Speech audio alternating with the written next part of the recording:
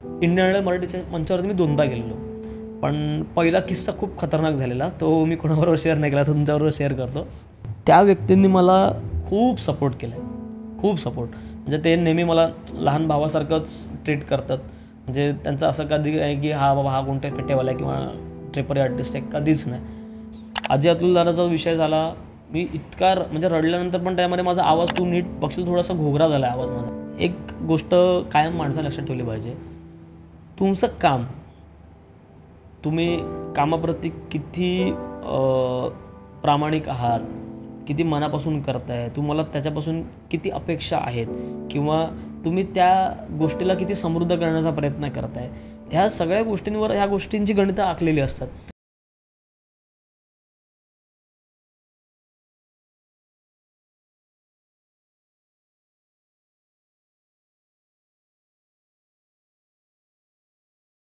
कशा आहे, बरे आहे ना? मी मुकेश दळवी तुमचं स्वागत करतो दिलखुलासच्या पहिल्या भागात. मंडळी, आता तुम्हाला प्रश्न तर पडला असेल ना की मी फेटा का बांधतोय. आजचे जे पाहुणे आहेत ना त्यांच्यासोबत गप्पा मारणार आहोत आपण, त्यांच्या फेटाशी संबंध आहे. स्वागत करूया आजच्या भागातील पहिल्या कलाकाराचं, ज्याचं नाव निहार तांबडे. काय आहे फेटा, चला समजून घेऊया त्यांच्याचकडून. नमस्कार निहार. नमस्कार मुकेश. तर काय सांगशाल तुम्ही आमच्या लोकांना फेटा ह्याबद्दल? सर्वात आधी तुमच्या पूर्ण टीमचं खूप खूप आभार मानतो मी, धन्यवाद मानतो की एक फेटे बांधणारा कलाकार म्हणून एक तुम्ही फेटा ह्या विषयाला घेऊन आणि फेटे बांधणाऱ्या आर्टिस्टला घेऊन स्पेशली तुम्ही खूप समाज माध्यमांपर्यंत हा विषय पोहोचवण्याचा एक प्रयत्न करताय, त्यासाठी खूप खूप आभार.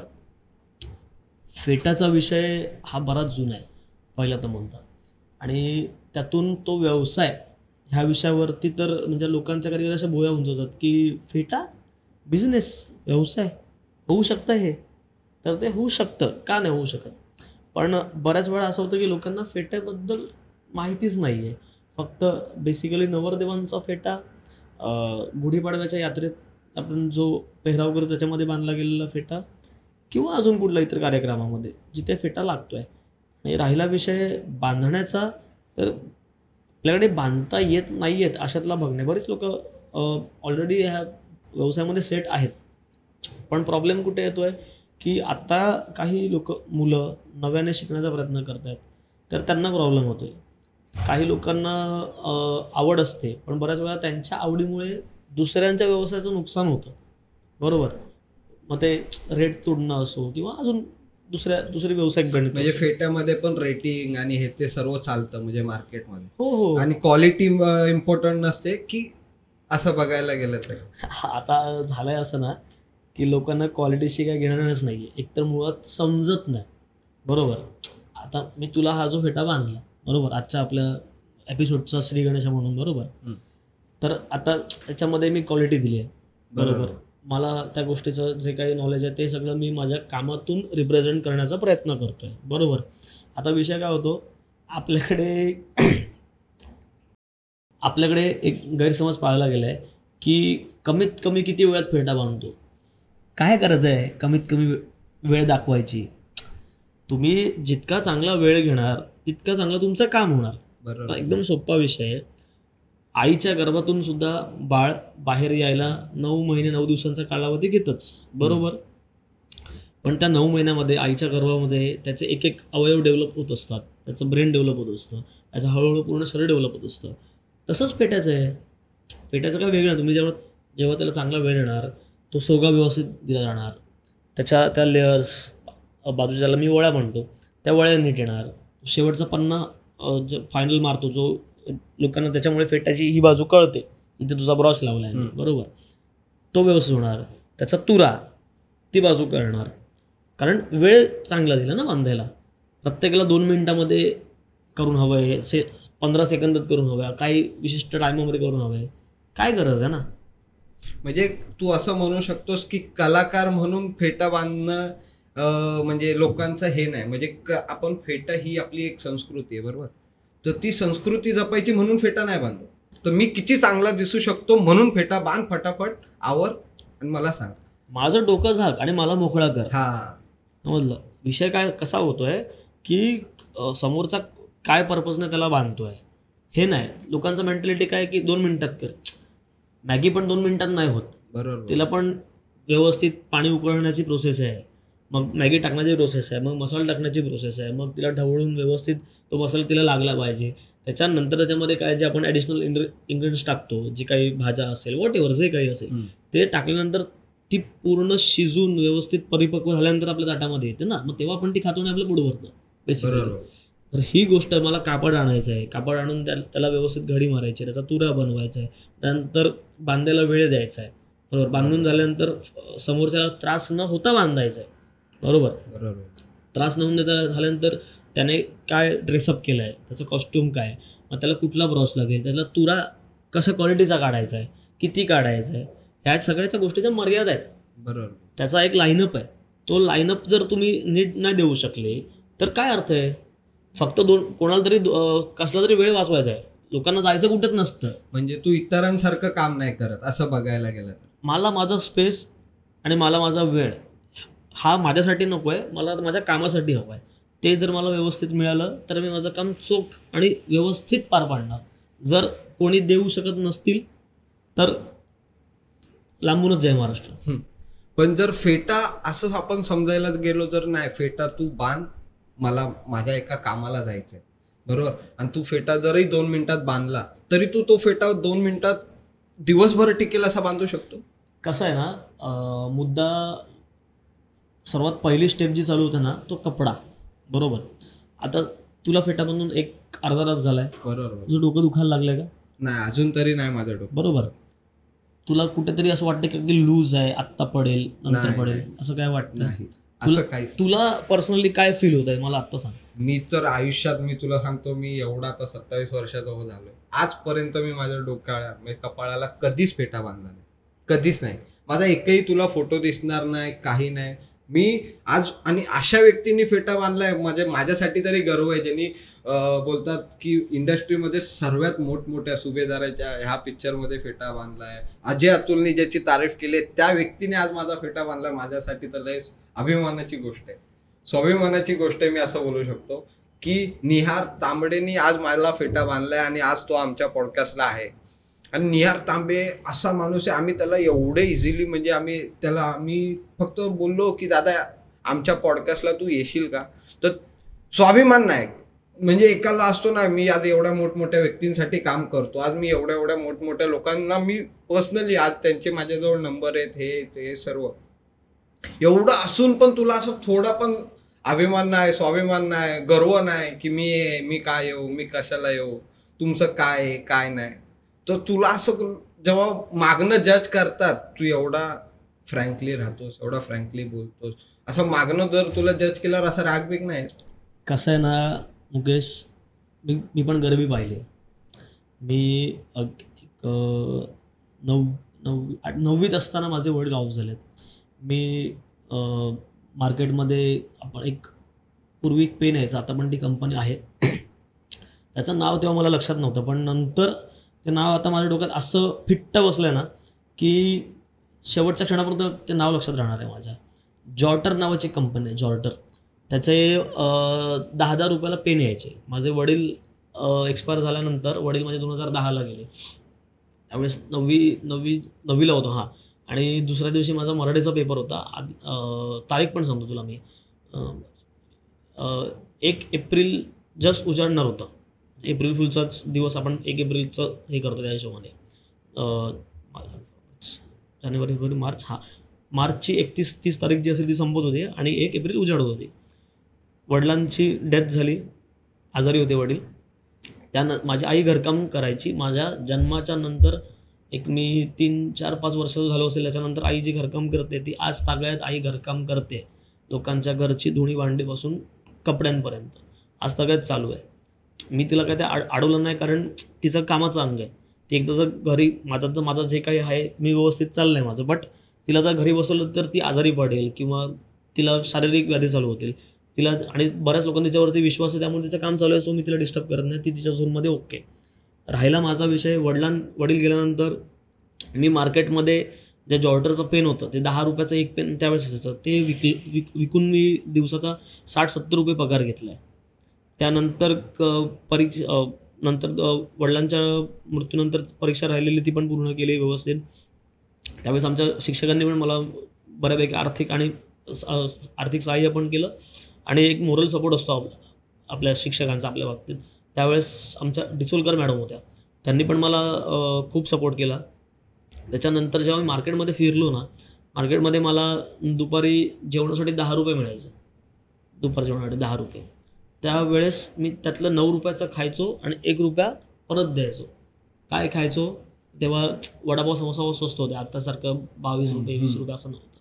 एक 6 रुपयाला वगैरे समोसा वडापाव असेल आणि 3 रुपयाचा आपला उसाचा रस हाफ, ते जेवण होतं माझं. मी अख्खं मार्केट फिरायचो. कपडा मार्केटमध्ये जाऊन त्या लोकांना पेन्स लागतात सगळा हिशोब करायला. आपल्या इथे गिरगाव मुंबईमध्ये स्वदेशी मार्केट आहे, मंगलदास मार्केट आहे, JK मार्केट आहे. अशा मार्केट्समध्ये मी पेन असं मार्केटभर फिरलो आहे. त्याच्यामुळे मला कपडा कसा असतो, कुठे मिळतो हे माहिती झालं, जे आज मी माझ्या व्यवसायामध्ये मला त्याचा अनुभव कामाला येतो. बरोबर, म्हणजे तुम्हाला कुठलीही गोष्ट कधी कुठे कशी कामाला येईल तुम्ही नाही सांगू शकत. जेव्हा हा निसर्ग किंवा तुमच्या आजूबाजूची परिस्थिती तुम्हाला एका विशिष्ट परिस्थितीमध्ये टाकण्याचा प्रयत्न करत असते ना, आणि बाय फोर्स तुम्हाला जायचं असो नसो, तुम्हाला तिथे जाणं भाग पडतं आहे. ठीक आहे, ओके, लेट इट गो, तुम्ही तिथे जा. पण तिथे बरंच तुम्हाला शिकायला मिळतं. आणि एखादा वेळेस तुम्हाला शिकायला मिळालेली गोष्ट तुम्ही पुढच्या आयुष्यामध्ये तुम्ही कशी वापरू शकता, हा सर्वस्वी तुमचा कॉल आहे की तुम्हाला इकडचा अनुभव तिथे कसा वापरायचा आहे. बरोबर, वडिलांचं ते सगळं झाल्यानंतर कॉलेज वगैरे झालं, 10वीला ओके 57% मार्क वगैरे पडले. त्याच्या आधी म्हणजे वडील एक्सपायर व्हायच्या आधीपासून मी फेटा बांधतो आहे. बरोबर, माझा एक मित्र आहे रूपक विवेक मोरे म्हणून, त्यांचं आपल्या गिरगावमध्ये दुकान आहे. त्यांचा पूर्ण फॅमिलीचा बिझनेसच तसा आहे पहिल्यापासून. हां, म्हणजे बेसिकली ते सगळे म्युझिशियन्स आहेत. पण पिढीजात व्यवसाय आपली लग्नामध्ये आपल्या पूर्वी आमच्या त्या बाजूला ब्रास बँड चालायचा. तर ब्रास बँडमध्ये त्यांचा ढोल, ताशा, कच्ची, परत लग्नाची वरघोडा वगैरे असतो. बरोबर, बग्गी असते नवरीची. ह्या सगळ्या गोष्टी ते प्रोव्हाइड करतात. मग त्यांच्यासोबत मित्रासोबत राहून तेव्हा त्यांच्या दुकानामध्ये फेट्याच्या कपड्याशी पहिली ओळख झाली माझी. मी आयुष्यात कधी विचार पण केला नाही की फेटा ह्या विषयामध्ये मी कधी व्यावसायिकदृष्ट्या येईन. अरे कोणच विचारच करत नाही की आपण चल फेटा ह्या एवढी मोठी स्किल असेल तर. आज तर आम्हाला बघून आम्ही पण फेटा असं बघायला गेलो तर आम्ही पण असं जास्त पहिले किंमत नव्हतो देत. पण जेव्हापासून आम्ही तुझ्याशी बोलायला लागलो, पॉडकास्टला आता एक विषय निघतायत, तेव्हा समजलं की कुठलीच शिक्षण आपण जर शिकायला घेतलं तर कुठलीच शिक्षिका किंवा शिक्षण असं छोटं नाही आहे. कारण फेटावरनं तू एवढ्या मोठ्या लेवलला आज इंडस्ट्रीला जाऊन पोचलायस. फेटा एक आपण जर बघायला गेलो तर काय 100, 150, 200 रुपयाला फेटा बांधून भेटतो, रेडीमेडही भेटतो, कसाही भेटतो, घ्या आणि करा. पण जर कलाकार म्हणून बघायला गेलं तर बाबा फेटा आहे ही कला तू एवढ्या वर्षात जोपासतोय. जर बघायला गेलं तर ही कला असं तू पहिला विचारही नाही केलास की मला करायचंय नाही करायचंय.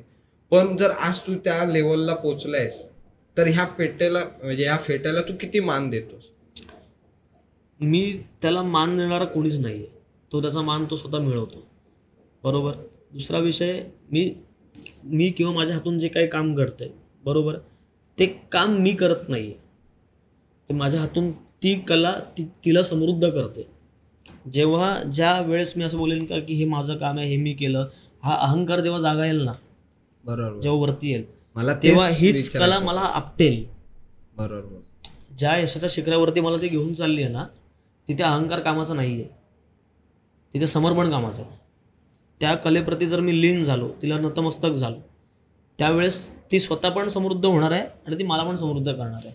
पण इन फ्युचर कधी नाही हे माझं काम आहे, माझ्या हे चांगलं काम कोणी करू शकत नाही, मीच शाणा आहे, अमुक तमुक, असा अहमपणा आला की ती मला आपटणार पण आहे आणि ती मला सोडून पण जाणार आहे. मुळात कला ही कुठल्याही एका व्यक्तीच्या मालकीची नाही. आपण जेव्हा कलाकार म्हणून त्या दृष्टिकोनातून जातो, म्हणजे कलाकार कुठलाही असून दे. आता लोक मला एक फेटा आर्टिस्ट म्हणून ओळखतात, फेटे बांधणारे कलाकार पण असतात. पण मी दुसऱ्या पण आर्टिस्टिक गोष्टी करू शकतो. आर्टचा वारसा हा मला माझ्या आजोबांकडून आला, आजोबांकडून काकाकडून वगैरे आला आहे. आजोबांचं पेंटिंग चांगलं होतं, ड्रॉइंग चांगलं होतं, त्यांचं ज्योतिषशास्त्र चांगलं होतं, त्यांचं आध्यात्मिक थोडं चांगलं होतं. आज म्हणजे असं म्हणतात आपल्याकडे की एका पिढीचे जे गुणधर्म आहेत किंवा गुण आहेत ते एक पिढी सोडून ट्रान्सफर होत असतात. म्हणजे आजोबांचे गुण नातवामध्ये उतरतात, वडिलांचे गुण त्याच्या नातवात उतरतात, अशा टाईपमध्ये. तर ते जे काय आले ते एका पर्टिक्युलर एजमध्ये फ्लोने निसर्ग, आजूबाजूची परिस्थिती किंवा ही मदर नेचर आपल्याला ते देत असतं. आणि आपली कॅपॅसिटी केवढी आहे किंवा आपण त्याला केवढं ऑब्झर्व करू शकतो स्वतःमध्ये, खेचण्याचा प्रयत्न करू शकतो, हे आपल्यावरती डिपेंड आहे. बरोबर. आता ह्या सगळ्या गोष्टी होत असताना आपण त्या गोष्टीला किती सन्मान देतोय किंवा त्याच्यासाठी पात्र आहोत का हे आपल्याला कळलं पाहिजे. आता मला जस्ट फेटा बांधून पैसे मिळतात, चांगले अमुक 100,000 रुपये घेतोय मी, पण मी तेवढं काम देतोय का? बरोबर. मी जेव्हा आता तुला फेटा बांधला, मला जिथपर्यंत मनाचं समाधान होत नाहीये तिथपर्यंत मी काम करतोय.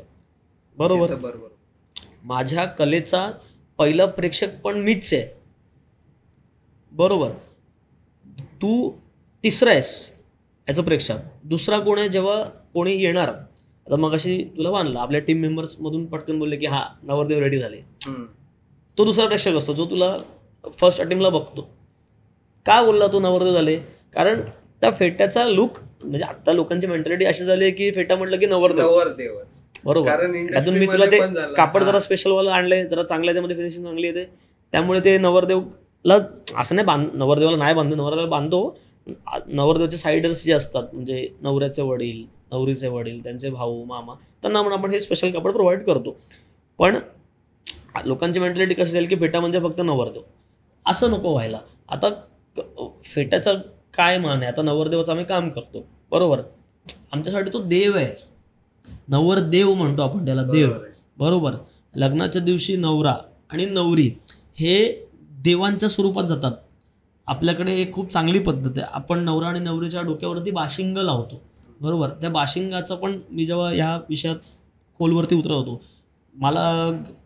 माझा थोडा ओढा स्पिरिच्युअलिटीकडे किंवा थोडंसं आध्यात्मिक किंवा कल्चरल याच्यामध्ये जास्त आहे. मला त्या गोष्टींची, म्हणजे ह्या कामामुळे की तुझा आधीपासून त्याच गोष्टीमुळे मी ह्या विषयाकडे थोडं जास्त ओढला गेलो.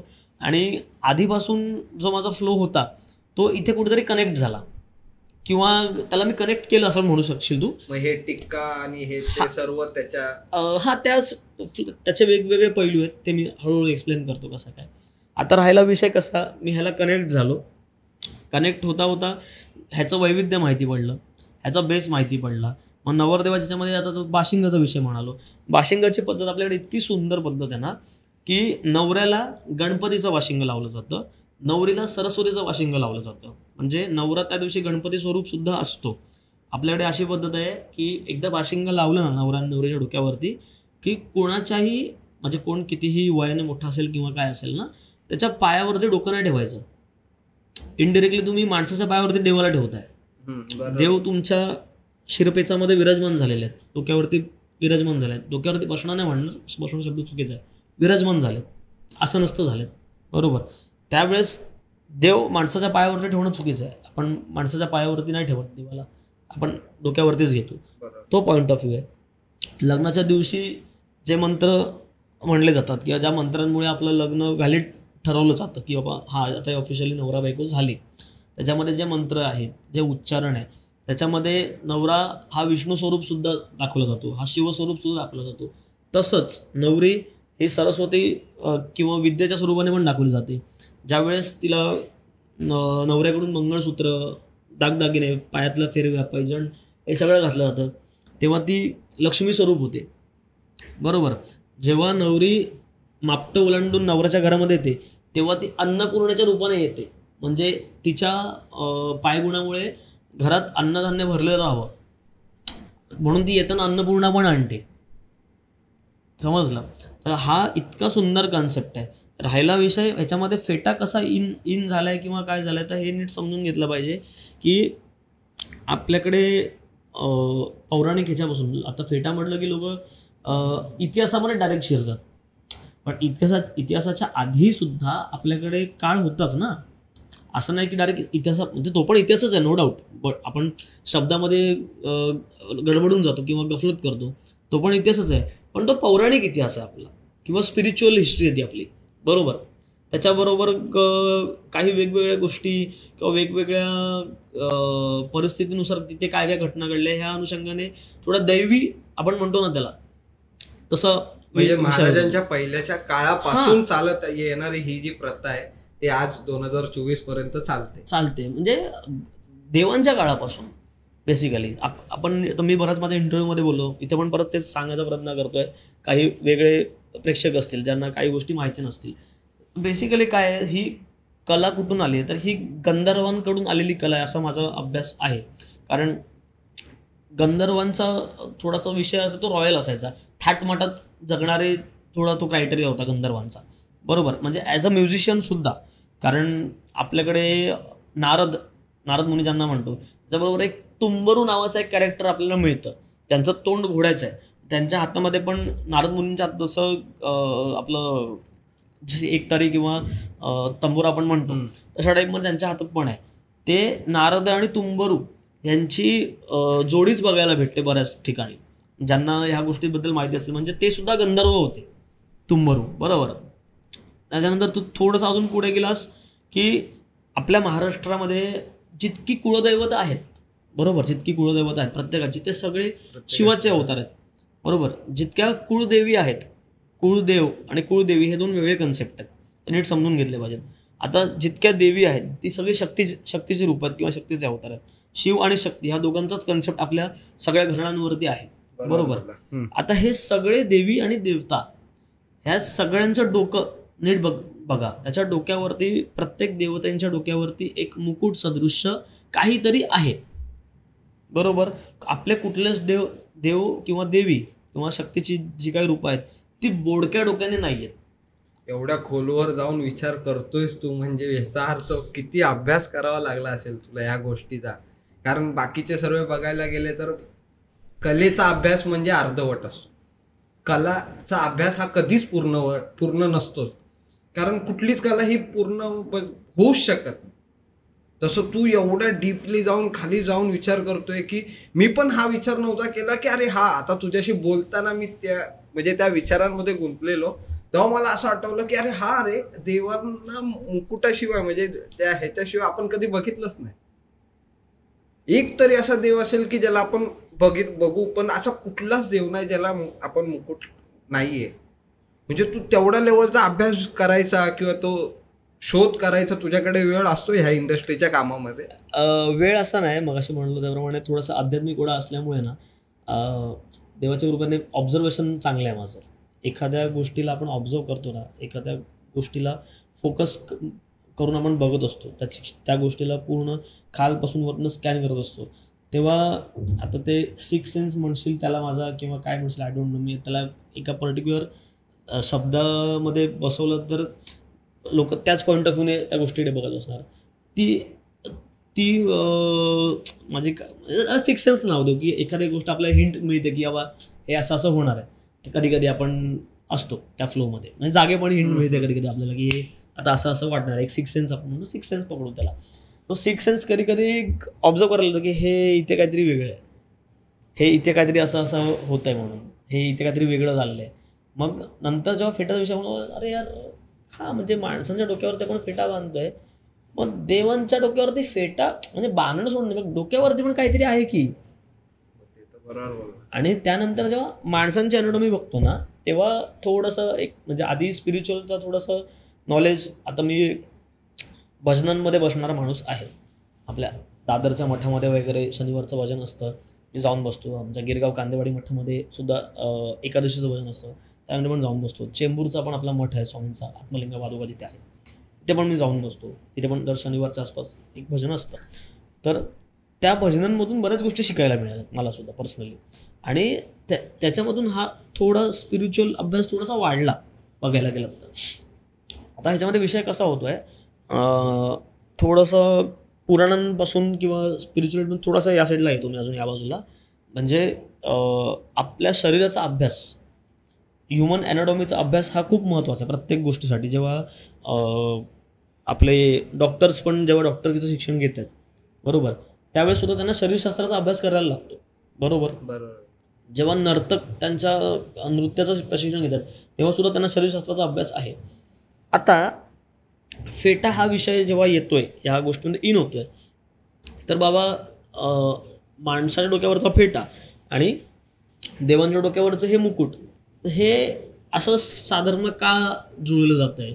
तर तेव्हा माहिती पडलं की आपल्या शरीरामध्ये ना कुंडलिनी चक्र आहेत. कुंडलिनी चक्रांबद्दल आता हल्ली बऱ्याच लोकांना व्यवस्थित माहिती पडले योग अभ्यासामुळे किंवा योग साधनेमुळे किंवा योगाच्या ट्रेनिंगमुळे वगैरे. आपल्या शरीरामध्ये कुंडलिनी चक्रांच्याही व्यतिरिक्त आपल्या शरीरात 72,000 नाड्या आहेत. किती? 72,000.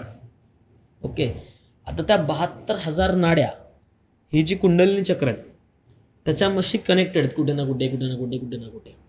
ही कुंडलिनी चक्र कुठे असतात, तर जिथे आपण शेंडी ठेवतो बरोबर, त्या शेंडीच्या पासून जिथे आपली शेंडी आतमध्ये आपल्या डोक्याच्या भागात जिथे आहे त्याच्या आतमधून कनेक्ट होऊन पाठीचा मणक्याला कनेक्ट होऊन मणक्याचं शेवटचं टोक आहे खालचं, त्या पूर्ण याच्यामध्ये ती बसली. म्हणजे निसर्गानेच आपल्याकडे आपल्या आतली दैवी शक्ती म्हणतो ना ती आहे बरोबर. आता त्या दैवी शक्तीमध्ये खालचं मूलाधार चक्र आहे, स्वादिष्टान चक्र आहे, मणिपूर, विशुद्धी, आज्ञा आणि सहस्रार अशी ती चक्र आहेत. मूलाधार, स्वादिष्टान, विशुद्धी, मणिपूर, मूलाधार, स्वादिष्टान, मणिपूर, अनाहत, विशुद्धी, आज्ञा आणि सहस्रार अशी ती 7 चक्र आहेत. ओके. त्या 7 चक्रांपैकी आता माझं काम डोक्यावरचं आहे बरोबर. डोक्यात असल्यामुळे मला खालच्या 6 चक्रांकडे फोकसिंग करायची गरज नाही आहे. आता डोक्यावरती तो विषय मला नंतर एका ह्याच्यामध्ये माहिती पडला की जिथे शेंडी ठेवतो ती शेंडीचं कारणच ते आहे की आपले जे केस आहेत ना एक कॉस्मिक एनर्जी अटॅच खेचतात. असं मला पण असं वाटतं की अरे आपण आज काहीतरी वेगळ्याच बोलतात ना एनर्जीने बसलोय. कारण एवढं असं बोलतात ना हिम्मत, आपण घातलेले रंग, असं हिम्मत रंग कसा असू शकतो. रंगांचं पण वेगळं वैशिष्ट्य आहे बरोबर. आता तो पण कन्सेप्ट कुंडलिनी चक्रांशी कनेक्टेड आहे. म्हणजे रंगांचा? हां, रंगांचा सुद्धा. आपल्याला शाळेमध्ये इंद्रधनुष्याचे रंग सांगितलेले आहेत, ता, ना, पी, ही, नी, पा, जा बरोबर. आता पहिलं मूलाधार चक्र, त्याचा तर रंग तो तांबडा बरोबर. मग स्वादिष्टान, त्याचा रंग तो ता, ना, नारंगी. असे ते 7 रंग 7 चक्रांना रिप्रेझेंट करतात. आणि त्याच्यातून ह्या 72,000 नाड्या जातात त्या चक्रांमधून कनेक्टेड. सो जेव्हा तू आता मी सदरा घातल्या, सदरा माझ्या गुडघ्यापर्यंत आहे बरोबर. ते गुडघ्यापासून जेवढ्या माझ्या नाड्या आहेत त्या नाड्या मला त्या माझ्या बॉडी पार्टमध्ये एक विशिष्ट ऊर्जा देतात. गुडघ्यापासून खालती माझा पांढरा आहे तो, सो पायाच्या इथे मी शांत आहे. प्रत्येक रंग तुला वेगवेगळ्या गोष्टी करण्यासाठी परावृत्त करतो किंवा त्या एका पर्टिक्युलर रंगाचं एक काम आहे बरोबर. आता लाल रंग बरोबर, त्याला पण तांबडा म्हणतो किंवा लाल रंग. लालची पण एक प्रत्येक रंगाचे फॅमिलीज आहेत बरोबर. त्याच्यामध्ये लाईट डार्क शेड्स आहेत, पण एक रंग पर्टिक्युलर बघून हे 7 रंग. या 7 रंगांमध्ये पहिला जो मूलाधार चक्राचा रंग येतो तांबडा, तो लाल रंग आपल्याला कुठे डेंजर असं लिहिलेलं असेल किंवा आपले सिग्नलची जागा किंवा आपल्या देवाऱ्यामध्ये लावलेलं लाल बल्ब किंवा देवांचं आसन इथे आपल्याला प्रामुख्याने दिसतो. ह्याचं कारण काय माहिती आहे, तो लाल रंग तुला फोकस देतो. लेडीज जे कुंकू लावतात, आता टिकली लावलं, आता आपण जे कुंकू लावतो या 2 आयब्रोच्या मध्ये, ते पण फोकसिंगसाठी बरोबर. एखाद्या गोष्टीवर तू फोकस करतोयस, तुझं कॉन्सन्ट्रेशन आहे एखाद्या गोष्टीवरती, आणि त्या फोकसिंगमुळे ती एखादी गोष्ट तू परिपूर्ण करू शकतोस बरोबर. त्याच्यामध्ये पूर्ण तू घुसतोस बेसिकली. आता माझा विषय जेव्हा डोक्यावरचा होता तेव्हा ही शेंडी, आपले जे केस आहेत ते केस ती स्पिरिच्युअल एनर्जी खेचतं ब्रह्मांडातून. जेव्हा कुठलाही वैदिक पद्धतीमध्ये किंवा वैदिक विधीमध्ये तू बसलायस बरोबर, तेव्हा तुला गुरुजी सांगतात की डोक्यावरती टोपी घाला बरोबर. टोपी का घाला? कारण जेव्हा वेदमंत्रांचं उच्चारण होतं उच्चारण म्हणजे काय होतं की ते लोक बोलतात त्यांच्या एका पर्टिक्युलर साऊंडमध्ये बोलतात. आता साऊंडमध्ये बोलल्यामुळे आजूबाजूची जी कॉस्मिक एनर्जी आहे ना ती ॲक्टिव्ह होते आणि ती एनर्जी म्हणजे काय, ते विशिष्ट शक्तींचं आवाहन करत असतात. म्हणजे असं नाही कुठला तरी देव येतो आणि प्रकट होतो, त्याची एनर्जी येते. त्या एनर्जीमुळे आजूबाजूचं वातावरण थोडंसं प्रसन्न होतं. आपलं आता थोडं पॉडकास्ट स्पिरिच्युअलकडे चाललं आहे, बट त्याला हळूहळू आपण फेट्यामध्ये इन्क्लुडिंग करणार आहोत. आता ते ह्याच्यामध्ये विषय काय असतो, जे टोपी घालणं सांगतात ना गुरुजी, ते त्या कारणामुळे सांगतात की ती एनर्जी येते ना ती वरतून येणार आहे बेसिकली, आणि पृथ्वीचं गुरुत्वाकर्षण शक्ती आहे. आता कुठलाही गोष्ट मी अशी टाकली तर ती डायरेक्टली खाली जाणार, ती काय हवेत तरंगत नाही बसणार, बरोबर. आता ती जेव्हा फोर्सने येते वरून, तिचं आवाहन होते, जेव्हा तिला बोलवलं जातं आहे. गणेश पूजनामध्ये गणपतीचं आवाहन झालं बेसिकली. पकड, आता तू कुठल्याही एका विशिष्ट गोष्टीसाठी बसलायस, गणेश पूजन चालू केलं, गणपतीचे मंत्र म्हणले, प्रत्येक देवतेचे मंत्र वेगवेगळे आहेत. आता माझं काय असं, मी काय कुठे पांडित्य शिकलो नाही, पण मला आवड आहे आणि माझं एक वाचन असल्यामुळे थोडंसं मी एक, माझे काही दुसरे मित्रपरिवार आहेत जे प्रॉपर ब्राह्मण आहेत, जे सगळे गुरुजींचं काम करतात, तर त्याच्यापैकी काही आधी अशी यंग मुलं आहेत. तू लग्न लावतो का? नाही, लग्न नाही लावलंय, पण लग्नाच्या कामाशी संबंधित, त्यामुळे ह्या गोष्टी मी सगळ्या जवळून बघतो. आणि तू लग्न लावू शकतो असं बघायला हा चुकून काही वेळेस परिस्थितीमध्ये एका मित्राचं लावलंय लग्न, अर्ध लग्न मी लावलंय. मग तो बोलला नाही आता नाही पैसे देत नाही. तिकडे विषय काय झालेला की ते गुरुजी होते ऍक्च्युली, ते एकटे आलेले, कारण लग्नामध्ये कसं लग्नाचा तामझाम खूप मोठा असतो, तर 2 गुरुजी असणं अपेक्षित आहे, पण ते ऑलरेडी वयस्कर होते. आणि त्यातून मी लग्नामध्ये सुद्धा मी अशा अवतारात असतो माझ्या, कारण आपण हिंदू पद्धतीने लग्न करतोय, बट ऑब्व्हियसली आपण आपल्या पोशाखामध्ये गेलं पाहिजे. त्यातून मी ड्रेपरी आर्टिस्ट आहे, तो मला लुंगी पण नेसता येते, मला धोतर पण नेसता येतं. मी माझ्या हिशोबाने मला त्याच्यामध्ये कम्फर्टेबल वाटतं बेसिकली. लोकांना काय वाटतं याची मला काय घेणं येणार नाही, मी समाधानी आहे, माझ्या याच्यात बस झालं. बरोबर. आणि लोकांना लग्नामध्ये असा पोशाख बघायची सवय नाहीये. लोक असा पोशाख बघितला की एकच हा गुरुजी आहे, हे फक्त मी तर कितीतरी लोकांची मजा घेतली. आता हा विषय आपला राहिला, मग तू म्हणलास रावणे, आता आपण शहरात राहतो ना, तर खूप जास्त शहरीकरण झालंय आपल्या कल्चरचं पण बेसिकली. आता ग्रामीण भागामध्ये तुम्हाला सांग, आता खंडोबाला गेलास, जेजुरीला गेलास, आता खंडोबाची पण काही वेगवेगळ्या ठिकाणी वेगवेगळे ठाणी आहेत, बरोबर. आता त्या गावामध्ये एकही माणूस मला दाखव बरं का, लहान पोरापासून पार म्हाताऱ्यापर्यंत सगळेजण भंडारा लावतात, बरोबर गावात. बरोबर. तुला दुसऱ्या कुठल्या ठाण्याचं सोडून दे किंवा दुसऱ्या कुठल्या ठिकाणी दे, साधं जेजुरीचं उदाहरण घे. तू जेव्हा जेजुरीत एंटर करतोयस ना, तिथपासून वरती गडावर जाऊन देवांच्या दर्शनापर्यंत तुला प्रत्येकाच्या भाळावरती भंडारा दिसतो. याचा अर्थ ते सगळे गुरुजी झाले का? नाही. पॉईंट दुसरा, मी धोतर घातलं, बरोबर. धोतर, आता गावी तर सगळे म्हातारे कोतरे धोतरामध्येच असतात, ते गुरुजी झाले का? आता मी भस्म लावतो. आता लिंगायत समाज आहे आपल्याकडे, म्हणजे शैव संप्रदायाशी कनेक्टेड आहे लिंगायत समाज. आपल्या महाराष्ट्रामध्ये खूप चांगलं प्रस्थ आहे त्या समाजाचं, आणि मला त्यांचं तो कॉन्सेप्ट त्यांचा फार आवडतो भस्म लावण्याचा, आणि मला पण आवड आहे असल्यामुळे. आणि भस्माचा विषय काही दुसऱ्या गोष्टी त्या पण मी गुरुचरित्रामध्ये वगैरे वाचल्या, त्यामुळे आता माझं ट्रॅव्हलिंग वगैरे असतं, बऱ्याच वेळा काही निगेटिव्ह एक्सपिरियन्ससुद्धा आलेले आहेत. सो त्यामुळे मी भस्म कॅरी करतो. आणि माझ्याकडे कसं, आता देवस्थानाला जातो आपण कुठे, तर आता कधी गाणगापूरला गेलो, कधी अक्कलकोटात गेलो, कधी अजून कुठे ठिकाणी गेलो, किंवा कोण आपल्या मित्रबरोबर जातात, तर त्यांच्याकडून भस्म येतं, मग ते भस्म सगळं घरी एकत्र करून ठेवलेलं आहे मी. आता रोज एक हलकट, आता ऑलरेडी माझा भंडारा आहे, कुंकू आहे, ते सगळ्यांमध्ये भस्म कुठे ॲड करतो, बाबा अंगावरती लावा. भस्मामुळे तुम्हाला अकाळ मृत्यू येत नाही. आणि आता माझं ट्रॅव्हलिंग कधी बाहेरचं असेल किंवा काय असेल, बऱ्याच वेळा काही ठिकाणी निगेटिव्ह अनुभव घेतलेले आहेत, त्यामुळे बेसिकली माझ्या शरीराचं सुरक्षा कवच आहे भस्म.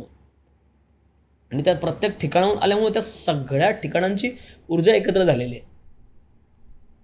म्हणजे एक भस्म लावणं पण हे लय मोठं शास्त्र आहे. आता मी तुला त्यावर येणार होतो की आता लिंगायत समाजातली सगळी माणसं भस्म लावतात म्हणून ते गुरुजी झाले का? मग आपण असा क्रायटेरिया का तयार केला आहे की एखाद्याने धोतर घातलं, एखाद्याने भंडारा लावला, एखाद्याने भस्म लावला की तो गुरुजी झाला? कारण अशी वेशभूषा फक्त गुरुजीच करतात, ते फक्त मुंबईमध्ये. मुंबई आता मी कोकणात लोक करत नाहीत ही त्यांची चूक आहे. गुरुजी त्यांचा व्यवसायाचा भाग आहे, आपण त्यांना दोष नाही देऊ शकत किंवा त्यांची चूक नाही, तो त्यांचा व्यवसायाचा भाग आहे. आता मी ड्रेपरी आर्टिस्ट असतो, मला हे कॅरी करायला आवडतं पण, आणि मला कॅरी करता येतं. लोकांना कॅरी करता येत नाही, लोकांना धोतर बांधता येत नाहीत, लोकांना लुंगी बांधता येत नाहीत. आता उन्हाळा चालू आहे, आता मुंबईत कडाकायचं नाही, रोज शिजतोय आपण ओव्हनमध्ये टाकल्या जातो, बरोबर.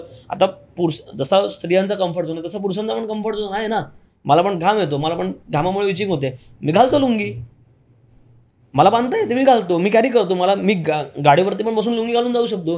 मग लोकांची मेंटॅलिटी काय, अरे हे आपला कुठे, हे आपण थोडी घालतो कोण लुंगी, का साऊथवाले साऊथ त्यांच्या नावावरती काय ठपका दिलाय. मी आता माझे होणारे सासरे आहेत, ते पण घालतात लुंगी, बाकी पण मंडळी मी बरेच बघतो घालतात लुंगी.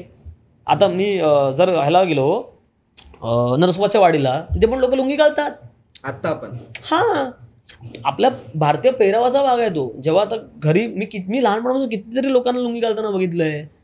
पण माझ्या एजचा मुलगा किंवा मी एक रोज लोकांना मला शर्ट पॅन्टमध्ये बघायची सवय पडली ना, कारण मी सवय लावली त्यांना. बरोबर, मी वैविध्य नाही दाखवत आहे. मला जर लोकांची ही मेंटॅलिटी किंवा हे विजन तोडायचं, मला वेगळं करणं भाग आहे. मी प्रत्येक वेळी जन्मापासून मी माझ्या मरणापर्यंत मी काय एका लंगोटामध्ये आहे का? सोप्पा विषय. पण तुझ्या ह्या अशा कपड्यामुळेच तू वेगळा असा ओळखून येतोस. एक्झॅक्टली. लग्नामध्ये लोकांचा प्रॉब्लेम हा झाला ना, लोक वेस्टर्नाइज झाले. आपण चर्चमध्ये लग्न नाही करतो. मी कुठल्या धर्माला किंवा मी सगळ्या धर्माची कामं करतो. मी महाराष्ट्रीयन पासून गुजराती, मारवाडी, राजस्थानी, पंजाबी, बोरी, मुस्लिम, मी सगळ्यांची कामं करतो. पण याचा अर्थ असा होत नाही की मी माझं कल्चर सोडेन. म्हणजे तू मुस्लिम वेडिंग मध्ये पण ह्याच लुकमध्ये जातो? स्वाभाविक आहे. आणि असे फेटे स्वाभाविक आहे. हा, त्यांना माझ्या कामाशी गणना नाही, त्यांना माझ्या धर्माशी गणना नाहीये. बघ, कारण कसं असतं, ते लोक जेव्हा आपण जेव्हा आपल्या लग्न असतो, जेव्हा त्यांचं असतं, तेव्हा ते आपण जे त्यांच्या लग्नात गेलो की अशी वेशभूषा तर मी आजपर्यंत कधी बघितली नाही. माझेही बोरीज मुस्लिम मित्र आहेत, साधे मुस्लिम मित्र आहेत, पण मी आजपर्यंत असा वेशभूषेवाला कोणच त्यांच्या बघितला नाही. कारण त्यांच्यात लग्न खूप इझिली होतं. हो, म्हणजे तुला नाही, आपल्याला ते असं नाही येतो कन्सेप्ट, वेगळा कन्सेप्ट आहे त्यांचं पण व्यवस्थित सागर संगीत सगळं असतं, समजलं. हां, ते फक्त आपल्याकडे एक टिपिकल सात फेरे झालंय. आपल्या डोक्यामध्ये हिंदू कल्चरचं असं दाखवलं गेलंय अमुक एक गोष्ट. तर प्रत्येकाचं लग्नाची थीम वेगवेगळी आहे त्यांच्या रिच्युअलच्या हिशोबाने. त्यांच्याकडे तसं नाही आहे, आपल्याकडे तसं नाही आहे. कन्फ्युजन नाही झालं पाहिजे. आता बऱ्याच वेळा आम्ही बोडी मुस्लिमचं काम करायचो ना, ते लोक इतके जेन्युइन असतात, खूप जेन्युइन, एकदम जेन्युइन, की ते आता कसं घरी आल्यावरती आपण पाणी विचारतो, पाणी पाहिजे का, आपण तू पाहून आलास तर बाबा जेवून जा. तसं त्यांच्या शुभकार्यात गेल्यावरती खाणं खाके जाणं असे बोलतात. खाणं त्यांचं कर्तव्य ते पार पडतात. आपल्याला जेव्हा आपला वैयक्तिक प्रश्न आहे. आणि त्यांना ते मला ज्या कामासाठी पे करतायत ना, ते मला असं नाही बोलत आहेत की तू पांढरी गोल टोपी घालून ये किंवा लांडी विजार घाल आणि ये, पांढराच कुर्ता घाल. तो माझा फ्रीडम आहे. मला माझ्या व्यवसायाचे मर्यादा मला माहिती आहेत आणि मी त्या सेट केलेल्या आहेत. आणि जर ते लोक जर असं नाही, एखाद्याचं असतं ना की नाही मेरे को नाही चलेगा बाबा, तर मग त्याचं काय काम कसं करतात? व्यवसाय आणि आपल्या याच्यामध्ये काही स्वाभिमान, ह्या दोन वेगळ्या गोष्टी आहेत. तुला एकदम साधं उदाहरण देतो. मी कॉलेजमध्ये होतो. मी जेव्हा मला कोण शिक्षणाबद्दल विचारतं ना किती झालं, मी स्पष्ट बोलतो मी 11.5वी शिकलोय. 11.5वी का? माझ्या कॉलेजचे व्हाईस प्रिन्सिपल होते. मला प्रोजेक्ट सबमिशनला उशीर झाला, कारण घरी एवढं कमवणार कोण नव्हतं. मी गणपतीच्या कारखान्यामध्ये पण काम केलेलं आहे, मग तेव्हा गणपतीच्या कारखान्यामध्ये काम करत होतो. 11वी जेमतेम क्वचित गेलो रे. 11वीला कोण एवढं सिरियसली घेतं ना आपल्याकडे. कॉमर्स साईड तर एकदम हलकी, काय कॉलेज आपल्याच बापाचं आहे अशा टाईम ह्याच्या हिशोबाने. तर 11वीला जेमतेम गेलो. नंतर 12वीला थोडंसं जाणं प्रेझेंटीच्या हिशोबाने, थोडंसं 12वीचं बोर्ड, थोडंसं ते प्रेशर. तर 12वीला सबमिशन राहिलं माझं प्रोजेक्टचं. आणि ते झाल्यामुळे म्हणजे सबमिशन राहिल्यामुळे मला माझ्या व्हाईस प्रिन्सिपल, म्हणजे ज्या विषयाचं राहिलेलं त्या विषयाच्या सराने मला व्हाईस प्रिन्सिपल समोर नेलं. तो होता साऊथ इंडियन. आणि तेव्हा आपलं एकदम रक्त सळसळणारं ना विषय, की मराठीत बोलायचं माझ्याशी. अजून पण आहे, सोडलं नाही मी, अजून पण आहे. पण त्याची मर्यादा थोडीशी कमी केली. व्यावसायिक दृष्टिकोनातून पण म्हण किंवा आपण आपल्या प्रपंच असतोच ना तुलाही. हा प्रपंच जसं आहे, सर्वांना obviously. प्रपंच आहे तसं तुलाही तुझा प्रपंच बघणं भागच आहे. तर त्यावेळेस कसं झालं की जेव्हा त्या सराने मला त्या व्हाईस प्रिन्सिपल समोर उभं केलं, तो व्हाईस प्रिन्सिपल नेमका निघाला साऊथ इंडियन, त्याचे मराठीची बोंब. आणि त्याने मला मी तो बोलायला लागला, म्हटलं सर नाही नाही हिंदी बोला नाही समजता, म्हटलं आप मराठी समझना चाहिए. महाराष्ट्रात आहे. तू एक संत गाडगे महाराज नावाचं कॉलेज होतं माझं, त्याच्यामध्ये साऊथ इंडियन प्रिन्सिपल, त्यातून ते महाराष्ट्रात मुंबईसारख्या ठिकाणी. माझी महाराष्ट्राची राज्यभाषा मराठी आहे, मी त्याचं गुणगान नाही करायचं. ठीक आहे, तेव्हा गरम रक्त होतं किंवा काय वॉटेवर. आपण आत्ता जेव्हा कामाचा विषय होतो तेव्हा आपल्याला आपण सर्व्हिस देतो आहे, त्यासाठी ते लोक आपल्याला पे करत आहेत. सो कस्टमरच्या मागणीनुसार आपल्याला पुरवठा करणं गरजेचं आहे. त्यांना जर ह्याचा प्रॉब्लेम होतोय तर हे थोडं साईडला ठेवलं पाहिजे. पण कुठेतरी थोडंसं जरी ठेवलं, आता माझ्या गावात मी रुद्राक्ष माळ आहेत, ते माळ नाही काढणार माळ मी, भंडारा नाही लावणार मी. माझा पॉइंट आहे, मी आंघोळ झाल्यावरती भंडारा लावतो, संपला विषय. तुला काम नाही द्यायचं, नको देऊ. तुला माझ्या कामाशी घेणं नाही की माझ्या भंडाराशी घेणं नाही. म्हणजे स्वाभिमाना पुढे व्यवसाय नाही, एक मर्यादेपर्यंत स्वाभिमान. असं नाही म्हणत की तो जसं सांगेल तसं मी नाचणार, मला माझे पैशाशी घेणं नाही. पैशाशी घेणं असावं, पण पैसा हा दुय्यम आहे, हा तुम्हाला आयुष्यभर नाही पुरत. कोविडमध्ये भल्याभल्यांचं कंबरडं मोडलंय पैसे नसल्यामुळे, समजलं. दुसरा कॉलेजचा विषय असा झाला की सरांनी मला प्रिन्सिपल सरांवर उभं केलं. तर तिथे गरमागरमी झाली, का बाबा तू का समजा. म्हटलं सर मी असं आहे, मला वडील नाहीत, माझी आई घरकाम करते, मी पण म्हटलं कारखान्यामध्ये काम करतो, असं आहे. तर मला नाही वेळ मिळाला, तर आता मला असं वेळ मी सबमिट केलं. तर सरांनी माझ्यासमोर 5 मिनिटात एका मुलाचं घेतलं आणि मी त्याला जातो, मला म्हणतात की टायमिंग संपलं. टायमिंग कालच संपलं आहे, मग आत्ता ह्याचं कसं घेतलं. माझ्यासमोर अन्याय झाला ना माझ्यावरती. तेल लावत गेलं कॉलेज, तेव्हापासून गेलो नाही. अजून पण सर्टिफिकेट कॉलेजमध्ये सडतंय, घ्यायची गरज नाही मला. इंडस्ट्रीमध्ये, फिल्म इंडस्ट्रीमध्ये, मराठीमध्ये तू जर करतोयस काम, त्याच्यातला असा काय किस्सा आहे का की जो फेट्यामध्ये म्हणजे असा गाजलेला आहे, जो इंडस्ट्रीमध्ये असा कोण किरदार आहे किंवा असा कोण ॲक्टर आहे ज्याचा फेटा आजपर्यंत की नाही हा निहारने असा फेटा बांधलाय, असा कोणच बांधू नाही शकत. असे बरेच किस्से आहेत. त्यातला सर्वात पहिला म्हणजे माझी इंडस्ट्रीतली एंट्री, ती म्हणजे आधी बऱ्याच लोकांना माहिती आहे, आता जे काही नव्याने लोक ओळखायला लागले त्यांना माहिती नसेल तर परत एकदा सांगतो की माझी इंडस्ट्रीमधली एंट्री, मराठी चित्रपट इंडस्ट्रीमधली एंट्री झाली सुबोधदादाच्या भेटामुळे. सुबोध भावे, ओके, मराठीतलं खूप मोठं नाव. विषय असा झालेला की कसं घरी आपल्याकडे मराठी, आपण आजूबाजूला सगळं माहोल मराठी असल्यामुळे सोनी मराठी चॅनल आपल्याकडे कंटिन्युअसली घरी लावलेलं असायचं. त्यावेळी हास्यजत्राचं खूप जास्त लोकांच्या घरात हास्यजत्रा बघितली जात होती, आपल्या घरी पण बघितली जात होती. रिपीट टेलिकास्ट असला तरी प्रत्येक स्किट आपल्याला प्रत्येक वेळी नवीनच वाटतं. त्यावेळेस एकदा मी आणि माझा मित्र रूपक आम्ही असं जस्ट बाहेरून आलो, घरी टी व्ही लावला आणि टी व्हीवरती जस्ट बघितलं की एका प्रोग्रामचा रिपीट टेलिकास्ट लागलेला. तो प्रोग्राम होता जय जय महाराष्ट्र माझा. सुबोधदादा त्यामध्ये अँकर करत होता आणि फेट्याचा विषय तेव्हा जस्ट नवरदेवांचं वगैरे बांधायला चालू झालेलो. 2 मिनटं बघितलं, म्हटलं अरे काय फेटा बांधलाय हा, म्हणजे हा फेटा तरी ह्याला मी का म्हणू. मुळात ते रूपकशी हा विषय जेव्हा बोलत होतो, अरे निहार ते इंडस्ट्रीमध्ये थोडंसं असं असतं काही लोक. अरे पण म्हटलं एवढ्या मोठ्या चॅनलला किंवा एखाद्या एवढ्या मोठ्या फील्डवरती काम करणारी माणसं, त्यांना ही गोष्ट का जाणवत नाही की ह्याला प्रपोशन नाही आहे, हे घाणेरडं दिसतंय किंवा हे अजून सुंदर करता येऊ शकतं. अरे त्यांची गणितं थोडी वेगळी असतात. रूपक म्हणाला की त्यांच्यामध्ये थोडं वेगवेगळे डिपार्टमेंट असतात, त्यांच्या अंतर्गत हे सगळं काम होत असतं. तेव्हा मला काही माहीत नव्हतं. मी टी व्ही समोरचा एक सामान्य प्रेक्षक असतो, त्या हिशोबाने होतो. म्हटलं अरे काहीतरी केलं पाहिजे रे. रूपक म्हटलं आपण फेटे बांधतोय तर आपल्याला कळतं नाही चूक आहे. तर असे महाराष्ट्रात बरेच लोक आहेत फेटे बांधणारे, ते लोक पण हे सगळं बघणार ना, पण त्यांना ते चूक वाटणार नाही का. तर बघ नाही यार, आपल्याकडे काय ऑप्शन नाही आहे, आपण कोणाला बोलू किंवा कोणाला सांगतो. आपल्याकडे एकच ऑप्शन आहे, सोशल मीडिया, बरोबर. तर तेव्हा इंस्टाग्राम वगैरे तर आपण सगळे तेव्हाही वापरत होतो. म्हणजे ही तुला सांगतो मी 2018चा किस्सा. त्यावेळेस इंस्टाग्रामवरून सुबोधच्या अकाउंटला मेसेज केला मी, पर्सनलला. हां, इंस्टाग्रामवरून प्रॉपर मेसेज केला की एक आणि पूर्ण मेसेज पूर्ण मराठीमध्ये केलेला की जय महाराष्ट्र तुमचा आता हा प्रोग्राम चालू आहे तो जस्ट बघितला, एकदम व्यवस्थित पहिला 15-20 ओळींचा मेसेज होता.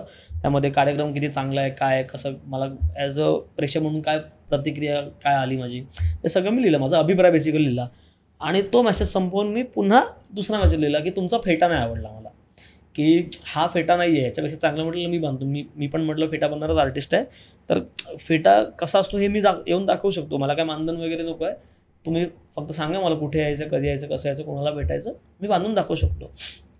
आणि माझं नशीब म्हण कुठलेच सेलिब्रिटी किंवा कुठल्या खूप रेअर आर्टिस्ट असतील जे स्वतःचं अकाउंट स्वतः हँडल करतात बेसिकली. नाही तर आत्ताच्या काळामध्ये बघशील तर तू प्रत्येकाने सोशल मीडिया हँडल करण्यासाठी एक वेगळा माणूस ठेवलेला बरोबर. पण सुबोधदादा स्वतःच बघतो. त्यावेळेस त्याने ते माझे मेसेज वाचले आणि नुसते वाचून सोडून नाही दिले, तर त्याला व्यवस्थित रिप्लाय दिला की तुम्हाला एवढं वाटतं तुम्ही या आणि तुम्ही बांधा फेटा. म्हटलं ठीक आहे, मग कुठे यायचं, मग त्यांनी टाईम पाठवला, मग कोणाला भेटायचं, मलाच भेटायचं. तर ठीक आहे, दिवस आला आणि रूपकने मला आधीच सांगितलेलं की निहार दादा स्वतःचे जे मेसेज जे असतात सोशल मीडियाचे ते स्वतः बघतो आणि सपोज जर त्याने बोलवलं तर जायचं. आणि त्यावेळेस माझं कसं म्हणजे महाराष्ट्रीयन पेहराव आता वाजणारी कोल्हापुरी माझी मी नेहमी वापरतो, पायाला माझा त्रास असल्यामुळे मी वापरतो. आणि आपला मराठमोळा आपला सदरा वगैरे व्यवस्थित भंडारा आणि कुंकू तर माझं खंडोबाचं कुळदैवत माझी एकविरा आणि खंडोबा असल्यामुळे मी लावतोच. तुम्हाला बोला की निहार तू जसा राहतोस ना नॉर्मल याच्यामध्ये तसाच जा, काय वेगळ्या याच्यात जाऊ नकोस, तसाच जा. ठीक आहे. तो जो दिवस दादांनी सांगितलेला मला तारीख सांगली त्या हिशोबाने तिथे पोचलो. त्याला त्या दिवशी मी 3 फेटे बांधले, म्हणजे वेगवेगळ्या थीमच्या अनुषंगाने त्यांचे काही गोष्टी ठरलेल्या थीमच्या अनुषंगाने. जेव्हा त्याला पहिला फेटा बांधून तो जेव्हा व्हॅनिटीच्या बाहेर आला, व्हॅनिटीच्या बाहेर आल्यानंतर 2 मिनटं मीच स्वतःला विचारलेलं की हे काम नक्की मी केलं आहे का. कारण त्याची पर्सनॅलिटी, त्याने घातलेला आउटफिट आणि त्याला बसलेला फेटा तो इतका करेक्ट झालेला की मला स्वतःच्या कामावर डाऊट यायला लागला. माणसाने स्वतःच्या कामावर डाऊट घ्यावा एका प्रसंगी. नंतर तो जेव्हा स्टुडिओमध्ये त्याने एंट्री केली बाहेर मेन गेटनं, मोस्टली कसं फिक्शन्स काही असतील ना, फिक्शन सिरियल तर बॅक साईडने एंट्री वगैरे होते, तर पण त्याने समोरून केली आणि जितके चॅनलची माणसं किंवा प्रोडक्शनची माणसं किंवा त्याचा क्रू होता जो सगळा मेन तो 2 मिनटं त्यावेळेला असे बघायला लागले. मी स्वतः त्या रिॲक्शन्स बघितल्यात, त्यावेळी सुबोधाच्या पाठीमागेच होतो मी सगळ्यांच्या रिॲक्शन्स प्रॉपर बघितलं, सगळे असे वाजून म्हणजे काहीतरी वेगळं बघतो ना आपण 2 मिनिटासाठी, काहीतरी हे मस्त बसलं. मग त्यानंतर सुबोध दादा काय बोलला तुला? त्यांनी लिहिलं तो मेसेज मी बघितला, मी पर्सनली तो मेसेज बघितला, त्याचं सर्व वाचलं, पण सुबोध दादा असं तुला काय बोलला? सुबोध दादा असं काय बोललं म्हणजे कसं असतं ना, आपण आता लोकांना ना खूप घाणेरडी सवय लागली सोशल मीडियामध्ये, म्हणजे 1.5 GB डाटा मला फुकट कंपनी देते, तोंड खोलायचं, कुठेही काहीही तोंड खोलायचं, म्हणजे त्याला मर्यादा नाहीत, त्याला शिस्त नाही, काहीही. ट्रोलिंग इतक्या घाणेरड्या लेवलला होत चालली आहे ना. ट्रोलिंगचं एक उदाहरण आपण बघितलं की आता चिन्मयदादाने काय निर्णय घेतला त्या ट्रोलिंगला कंटाळून, तो वेगळा भाग. पण ट्रोलिंग करणारे जे आहेत ते काय AI द्वारे होत नाही, ते माणसंच टाईप करतायत. आणि कोण माणसं टाईप करतायत की ज्यांनी एका ह्याच्यामध्ये स्वतःच्या आयुष्यात काही नाही करू शकले. नाही, आपण दुसऱ्यांच्या आयुष्यामध्ये बद्दल बोलणं हे मला वैयक्तिक योग्य नाही वाटत. ते काय करो अथवा न करो तो त्यांचा वैयक्तिक विषय, पण तुम्हाला दुसऱ्यांच्या आयुष्यामध्ये डोकवण्याचा अधिकार ना कायद्याने दिलाय ना तुम्हाला तुमच्या आयुष्याने दिलाय. बरोबर बोला. पण एवढ्या मॅक्स लेवलला बोलणं हे म्हणजे महाराष्ट्रात तसा फेटा कुणी नव्हता बांधला, म्हणून तर सुबोध दादाने तुला संधी दिली. नाही, कुणी बांधलेला असा विषय नाहीये, बऱ्याच लोकांनी बांधलाय. मी निमित्त मात्र यासाठी झालो की तो माझ्या हातून जे काम झालं ते टेलिव्हिजनवरती दिसलं. पण मी असं नाही म्हणत की महाराष्ट्राला सगळ्यात चांगला फेटा बनणार आहे. माझ्यापेक्षा तुरंख आहेत, मोठे वस्ताद पडलेत फेट्यामधले सुद्धा. पण काय होतं, प्रत्येक जनरेशनचा गॅप असतो. सोशल मीडिया कोणाला समज नाही, मीडिया हँडलिंग समजत नाही, टेक्निकल नॉलेज नसतं. मी ज्या फ्लोमधून आलो आहे लहानपणापासून मी वेगवेगळ्या गोष्टींमध्ये शिकत गेलो आहे. मी आधी फोटोग्राफीसुद्धा केलेली आहे, त्यामुळे मला तो बेसिक एक सेन्स आहे कॅमेऱ्याचा. आधी ऑफ शोल्डर काय हां OSचा वगैरे कसं नॉलेज म्हणजे ते सगळं असणं गरजेचं आहे. टी व्हीवरती जेव्हा ती फ्रेम शूट होते तेव्हा मी मॉनिटरवर जाऊन बघतो, कधी कुठलाही कार्यक्रम असेल आपलं इंडस्ट्रीतलं, की हे टी व्हीवर दिसणार तर ह्याच्यामध्ये माझा फेटा कुठे चुकतोय, बाबा इथे चुकतोय, ही वळी चुकीची आली, तो तुऱ्याचा तो भाग थोडासा वेगळा दिसतोय, वियर्ड दिसतोय, त्याच्या पर्सनॅलिटीला मॅच नाही होत आहे. मग ते जाऊन जागेवरती क्लिअर करून टाकायचं डायरेक्टली. त्यामुळे होतं काय, तुमचं आर्ट लोकांसमोर चांगलं रिप्रेझेंट होतं ना. तुम्ही जर तुमचं आर्ट चांगलं रिप्रेझेंट करू शकता तरच तुम्हाला लोक तुमचं नाव होणार आहे, लोक तुम्हाला नावानेशी ओळखणार आहेत. नाहीतर लोकांना काय कोणतरी आलेला फेटे बांधणारा हे बोलला किती वेळ लागतोय, हे सगळ्यांनाच बोलतात. पण निहार आलाय फेटे बांधायला किंवा निहार येणाऱ्या फेटे बांधायला, ह्याच्यामुळे तुमचं नाव रिप्रेझेंट होतंय. आणि माणूस आयुष्यभरात जे काही काम करतो ते कशासाठी करतो, नावासाठी करतो. आणि नाव कशामुळे मिळतं, कामामुळे मिळतं. काम प्रामाणिकपणे आणि मनापासून कुठलाही स्वार्थ न ठेवता केलं की सगळं चांगलं होतं. म्हणजे तू इंडस्ट्रीमध्ये आला सुबोध भावे ह्या नावामुळे. हा, आणि आज खरं बघायला गेलं तर तू त्यांना आजही मानतो त्या लेवलला, की त्यांच्यामुळे आज इंडस्ट्रीमध्ये उभा आहे. आणि तो एक अजय अतुलचा जो किस्सा होता तो म्हणजे आज तर खूप लोकांचं दैवत आहे असं बोलू शकतो. अजय अतुल बोलू नाही शकत, आहे माझ्या मित्राचं स्वतःचं ते दैवत आहे असं तो मला नेहमी सांगतो. त्यांनी त्याचा टॅटूही काढलेला आहे. मी त्याला बोललो दिखावा नको करू, सच में तो मिल के दिखाना. यूपी वाला असून अजय अतुलचा फॅन आहे. म्हणजे म्हणजे त्या साईडला पण त्यांची एवढी क्रेज आहे ना. तो महाराष्ट्रात नाही राहत, तो युपीला असतो, तो कधीतरी इथे येतो. ओके. म्हणजे जेव्हा ट्रिप प्लॅन असते काय असतं तेव्हा त्यांनी अजय अतुलचं नाव काढलं. सिंगर म्हणून एवढा मोठी लेवलला पदवी, म्हणजे एक युपीवाला पोरगा मराठी सिंगरचा आणि ह्यांचं नाव काढतोय टॅटू, आणि त्यांनी तुझी तारीफ केलेली. तो काय किस्सा होता ते मला समजलं नव्हतं. ॲक्च्युली आता बघायला गेलं तर अजय अतुल आत्ताच्या म्हणजे अजय अतुल आता दोघे पण आत्ताच्या जनरेशनसाठी देवच झालेले आहेत बेसिकली. बरोबर, त्यांनी आयुष्यात तेवढा त्या संगीताचा अभ्यास केला आहे, तेवढं त्यामध्ये व्हेरिएशन्स केले आहेत, त्यामुळे आत्ताच्या यंग जनरेशनला त्यांची गाणी आवडणं अगदी स्वाभाविक आहे. राहिला माझा किस्सा तर इंडियन आयडल मराठी हा कार्यक्रम चालू होता. बरोबर, इंडियन आयडल मराठीच्या मंचावरती हा किस्सा घडला. सोनी मराठीवरचाच कार्यक्रम चालू होता. इंडियन आयडल मराठीच्या मंचावरती मी 2दा गेलेलो. पण पहिला किस्सा खूप खतरनाक झालेला, तो मी कोणाबरोबर शेअर नाही केला, तुमच्याबरोबर शेअर करतो. पहिला विषय असा झालेला की माझा मोबाईलची ना बॅटरी फुगली. ते सेटवरती गेलो आणि आता तिथे सेटवरती पिन ड्रॉप सायलेन्स, सिंगिंग म्हटलं की साऊंड सगळं त्यांचं एकदम स्ट्रॉंग लेवलचं, पिन पडली तरी कळणार एवढा ह्याच्यामध्ये. आणि अजय अतुल दादा त्या बाबतीमध्ये खूप स्ट्रिक्ट आहेत. त्यांना वायफळ आवाज झालेला आवडत नाही, हे मी त्याविषयी माझं ऑब्झर्वेशन होतं. म्हणजे मी असं म्हणते की ते असेच आहेत हे मी त्या दिवशी थोडंसं मला समजलं. पहिलीच वेळ होती माझी. आणि त्यांचा एक सिक्युरिटी गार्ड होता, तो चढ चढला माझ्यावरती, कळत नाही. अहो म्हटलं तू कुठून आला, काय आला म्हटलं. मी नाही किस्सा म्हणजे माझा मोबाईल फुगला रे, मोबाईलची बॅटरी फुगली आणि अलाराम वाजला. आणि तो अलाराम थांबेच ना, बोलतो बंद कर. अरे म्हटलं मी नाही होते पण हा गे मोबाईल आपट काय तुझं कर, पण बंद कर, मला नाही होते करायला. तो चढ मला जाऊन बस तिथे बाहेर. अरे म्हटलं बाबा मी फेटे बांधले त्यांचा काय प्रॉब्लेम नाही, तर मला तिथे असणं गरजेचं आहे. मग ठीक आहे बाजूला बस, मोबाईल सगळं हे करून टाकलं, स्विच ऑफ करून टाकला. तो चढला आणि त्यावेळेस फेटाचा काय एवढा विषय झाला नव्हता. आणि मला आता आईसाठी मला फोटो काढून घ्यायचा होता त्या दोघांसोबत. बरोबर, आई कशी टीव्ही सिरियल, हां अजय अतुलसोबत आई कशी टीव्ही सिरियल वगैरे बघते, त्यामुळे तिला एक घरी गेल्यावरती बाबा मी आलो फोटो काढून त्या दोघांसोबत, कामाच्या निमित्ताने एक फोटो काढला. ते दाखवायचं होतं पण तो राहून गेलं. आणि सोनी मराठीचं जेव्हा मी नाव येतो ना तेव्हा मला एक नाव आवर्जून घ्यायला लागतं, म्हणजे अमित फाळके सर. सोनी मराठीचे व्हाईस प्रेसिडेंट आहेत. म्हणजे सोनी मराठीचे सर्वात बघायला गेलं तर ऑलमोस्ट सगळं तेच बघतात बऱ्यापैकी. त्या व्यक्तींनी मला खूप सपोर्ट केला आहे, खूप सपोर्ट. म्हणजे ते नेहमी मला लहान भावासारखंच ट्रीट करतात. म्हणजे त्यांचं असं कधी आहे की हा बाबा हा कोणत्या फेटेवाला आहे किंवा ट्रेपरी आर्टिस्ट आहे, कधीच नाही. म्हणजे जेव्हा सुबोधदाचा पण विषय झाला ना तेव्हासुद्धा सोनी मराठीने सुबोधदाचा आणि माझा ऑफिशियली एक व्हिडिओ केलेला, जो नंतर सोशल मीडियावरती पण पडला.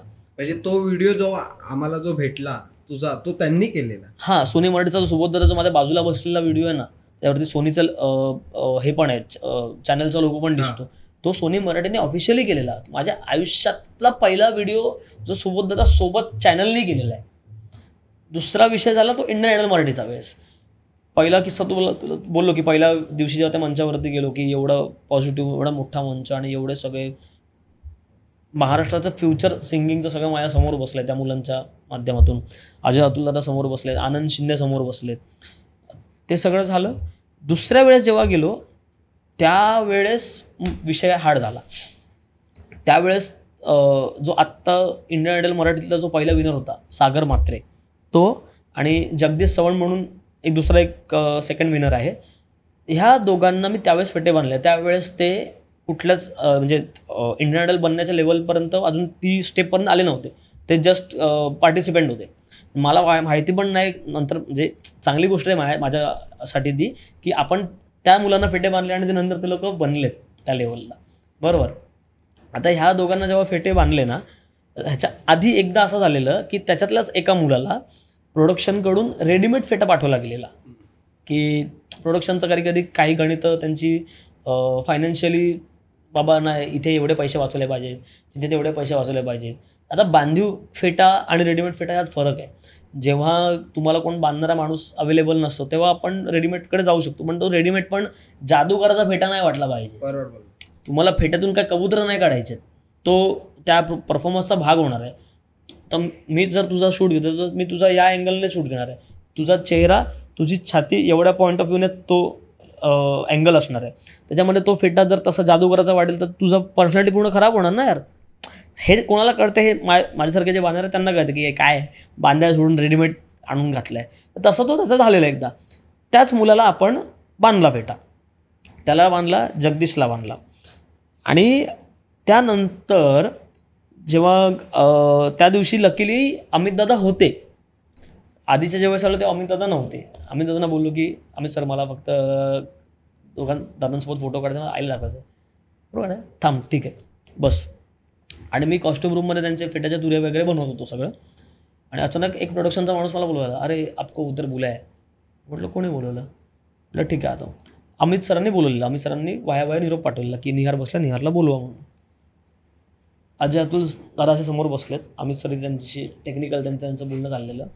आणि मी आलो. ओ निहार इथे. त्यांनी माझा हात पकडला, असा खेचला. अजय हा निहार, अतुल हा निहार. हे सगळं चाललेलं ऑफ कॅमेरा. ऑन कॅमेरा चाललेलं नव्हतं. आणि अजय अतुल सारख्या माणसांची दोघांची गाणी मी लहानपणापासून ऐकतोय. सगळं अख्खं महाराष्ट्र, अख्खं जग ऐकतंय. त्यांच्यासारखा सिंगर मी तर म्हणेन आजपर्यंत बनला मराठीला. कंपोजिशन त्यांच्यासारखं नाही बनवलं कोणी. सिंगिंग पण आहे, कंपोजिशन पण. आणि त्यातून त्यांची विठ्ठलाची गाणी, विठ्ठलाची जी भक्तिगीतं बनली माऊलीच्या पिक्चरमधली किंवा अजून म्हणली, ती एक पॉईंट होता ना असा की कारखान्यामध्ये जेव्हा गणपतीचं काम करायचं ना, ते माऊली सॉन्ग मी कंटिन्यूस लावून ठेवायचो. कारण त्याच्या वाईबच एवढ्या जबरदस्त असायचं ना की कामाला स्पीड चांगला मिळायचा माझ्या गणपतीचं काम करताना. त्यामुळे असं त्यावेळेस कधी असा विचार केला की मी हे लोक जे गात आहेत त्यांना मी कधी भेटेन. एक सामान्य घरातला मुलगा, चाळीत राहणारा मुलगा, तो कुठे इंडस्ट्रीशी काय संबंध त्याचा? ज्यांनी पेन विकलाय, ज्यांनी कारखान्यात काम केलंय, तो कुठे अजय तुला भेटेल? एक्झॅक्टली. पण अशी छोटीशी कला जी एवढ्या मोठ्या लेवलला तुला पोहोचवलंय आज फेटाच्यात, ही लय मोठी गोष्ट आहे आपल्याला. तर त्या दिवशी अमित सरांनी मला बोलवलं, भेटलो. अजय हा निघाला, अतुल हा निघाला, असं करून त्यांनी ओळख करून दिली. आणि त्यांनी सांगितलं की हे फेटे बांधले आहेत. 2 मिनिटं अजय अतुलला हे बांधले आहेत, याला आम्हाला वाटलं शिवलेले आहेत. ही त्यांची रिॲक्शन होती दोघांची. त्यांनाही माहिती नाही की फेटे बांधतात, नाही असे बांधतात, शिवून. गेल्या वेळी तुला मग तो किस्सा म्हणून मगही सांगितलं की त्या मुलाला रेडीमेड फेटा दिल्या गेल्यामुळे नंतरच्या सिक्वेन्सला तो त्यांना असं वाटलं की रेडीमेड आहे. हा, त्यांना बोललो नाही दादा हे बांधलेत. आणि पूर्ण साडी येते आणि पूर्ण रिमूव्ह केल्यानंतर ती साडी नंतर परत वापरली जाऊ शकते. हे जेव्हा बोललो ते एकदमच ते कसे एकदम चपापले की अरे असं पण नंतर यूज होऊ शकतो का. आणि जेव्हा त्यांना बोललो की दादा माझा फक्त एक रिक्वेस्ट आहे, तुमच्या दोघांच्या पाया पडायचा आहे फक्त. कारण संगीतातले देव आपल्या समोर उभे राहिले, आपण देवाच्या पाया पडण्यात आपल्याला कर्मदळी तरी आपणच. बरोबर. हा, तर अरे पाया काय पडतोस, गळ्याभेट नाही आपल्याला पाया पडायचं आहे. आणि तेव्हा मला माहीत नाही रे काय झालं, डोळ्यातून इतकं पाणी निघायला लागलं ना, माझ्या थांबतच नव्हतं. अरे त्यांच्यासमोर ऑफ कॅमेरा, हा ऑफ कॅमेरा चाललेलं, बरं काय, सगळं ऑफ कॅमेरा झालेलं, थांबतच नव्हतं. म्हणजे कधी कधी असं होतं ना की कधी कधी भरून येतं आपल्याला वर, जसं तू मगाशी झालं बोला फेटावलं कसं होतंय कसं होतंय, रडेन मी आता, असं तू म्हणाला. असं वाटत होतं की नाही अरे आज मी लय वेगळ्याच ह्याच्यात बसलोय. हा, तर माझं तसं झालं आणि पाय पडलो. तर त्यांनी माझ्या डोळ्यातले पाणीच थांबत नव्हतं, अरे थांबतच नव्हतं. पण शेवटी थोडंसं भानावरती आलं पाहिजे, आपण एका सेटवरती आहोत, इतकी मोठी मंडळ आहे, म्हणून मूर्खासारखं रडतोय त्यांच्यासमोर, ते बरं नाही वाटत रे. अमित सर पण मला थोपटतात, अरे निघार हो शांत. म्हटलं सर थोडं 5 मिनिटं द्या, मी साईडला जाऊन बसतो, मी माझं जरा पेस ऑफ माइंड द्या मला. आणि मी तिथे साईडला जाऊन बसलो ना एका कोपऱ्यामध्ये जाऊन, तेव्हा परफॉर्मन्स मुलांची चालू झालेले. आणि त्या पिरियडमध्ये त्यांचं तिकडे काय ठरलं मला काही माहिती नाही. मला आजतागायत माहीत नाही की त्यांचं हे डोकं कोणाचं होतं की याला स्क्रीनवरती आणा, कोणाचं मला अजूनपर्यंत माहीत नाही. तर बट ऑब्वियस अमित सरांचाच निर्णय असणार तो, आणि सगळी अथॉरिटी त्यांचीच आहे ह्या विषयासाठी. मी साईडला बसलो आहे, मी बधीर झालो आहे, मी शून्यामध्ये होतो. मला आजूबाजूला काय चाललं आहे काही माहीत नाही, मुलांचे परफॉर्मन्स चालू झाले काही माहीत नाही. मी अजून ते सावरण्याचं, कारण एकदा अशा वेळेस जेव्हा आपण रडतो ना, आपल्या मनातलं जे काही साठलेलं असतं ते पण त्या फ्लोमधून बाहेर निघतं, आपण पूर्ण क्लिअर होऊन जातो, नील होऊन जातो. आणि हा अनुभव मी बऱ्याच वेळा घेतला. भजनांमध्ये बसलेलो असेल तेव्हा एक पर्टिक्युलर भजन चालू झाले की थोडंसं होतं ते कधी कधी, तर त्यावेळेस पण झालं. थोड्या वेळाने एक मुलगा आला माझ्याकडे. पहिले एक मुलगी आली, ती म्हणले आपको ऊपर जाना है, माईक देंगे तो आपको ये माईक लेंगे, ऊपर जाना है. मी सगळ्यांना हां, मी फक्त हां बोलतोय. आता काय बोलायचं का नाही येतच नव्हतं तोंडातून माझ्या मुकेश. मी फक्त हां हां हां तेवढा बोलेपर्यंत तो मुलगा आला, त्याने हातामध्ये माईक दिला. आणि माईक हातामध्ये आल्यानंतर मी बॅक स्टेजला बसलेलो. माझ्या कानावरती स्वराली काय ताईचं नाव विसरलो बघ, स्वानंदी टिकेकर, स्वानंदी ताई तिथे अँकर होती, बरोबर. स्वानंदी ताई अँकरिंग जेव्हा तिने म्हणजे त्याचा परफॉर्मन्स संपला आणि तिने अँकरिंग करायला चालू केलं आफ्टर परफॉर्मन्स, तर अजय अतुल दादाने तो विषय आला माझ्या कानावरती, हे फेटे कोणी बांधले आहेत, मग असं तसं. मग स्वानंदाने माझं नाव घेतलं की हे फेटे निहारने बांधले आहेत, असं तसं. आणि 2 मिनटं असे होतून अरे आईला नाव घेतलं माझं, असं झालं पटकन रे. आणि बॅकस्टेजने एंट्री, विश्वास नव्हता की तुला बोलवणार स्टेजवर. हा मला माहितीच नाही, भयानक नाव घेतल्यावर अरे बापरे, मला माहितीच नाही काय झालं, काय विषय, काय तिथे त्यांचं काय शिजलं, काही माहिती नाही. आणि समोर अजय, अतुल आणि आनंद शिंदे हे त्रिमूर्ती बसलेली आहे. बाजूला स्वानंदताई उभी आहे, बाजूला इतके सिनियर म्युझिशियन्स बसले ज्यांनी जे आज 30-40 वर्ष वाजवत आहेत वेगवेगळ्या ह्याच्यामध्ये. अजय अतुल सारख्या माणसांसोबत कितीतरी कॉन्सर्ट त्यांनी वाजवले आहेत. आणि पुढचं फ्युचर महाराष्ट्राच्या सिंगिंग ह्याच्यामधलं ते सगळं. आणि त्याच्यामध्ये ते लोक माझ्यासाठी टाळ्या वाजवत आहेत का, हिटासाठी. हे केवढा मोठा विषय होता. आणि मी जेव्हा त्या रंगमंचाची पहिली पायरी चढलो ना, त्यावेळी मी तिथे अजून ब्लाइंड झालो. वरती गेल्यावरती काय झालं, काय बोललो, मला काही आठवत नाही आज अजूनपर्यंत. पण फोटो काढला का नाही? आई पुढचा सीन तो नंतरचा, फोटो तर काढला, फोटो तर हे झाला.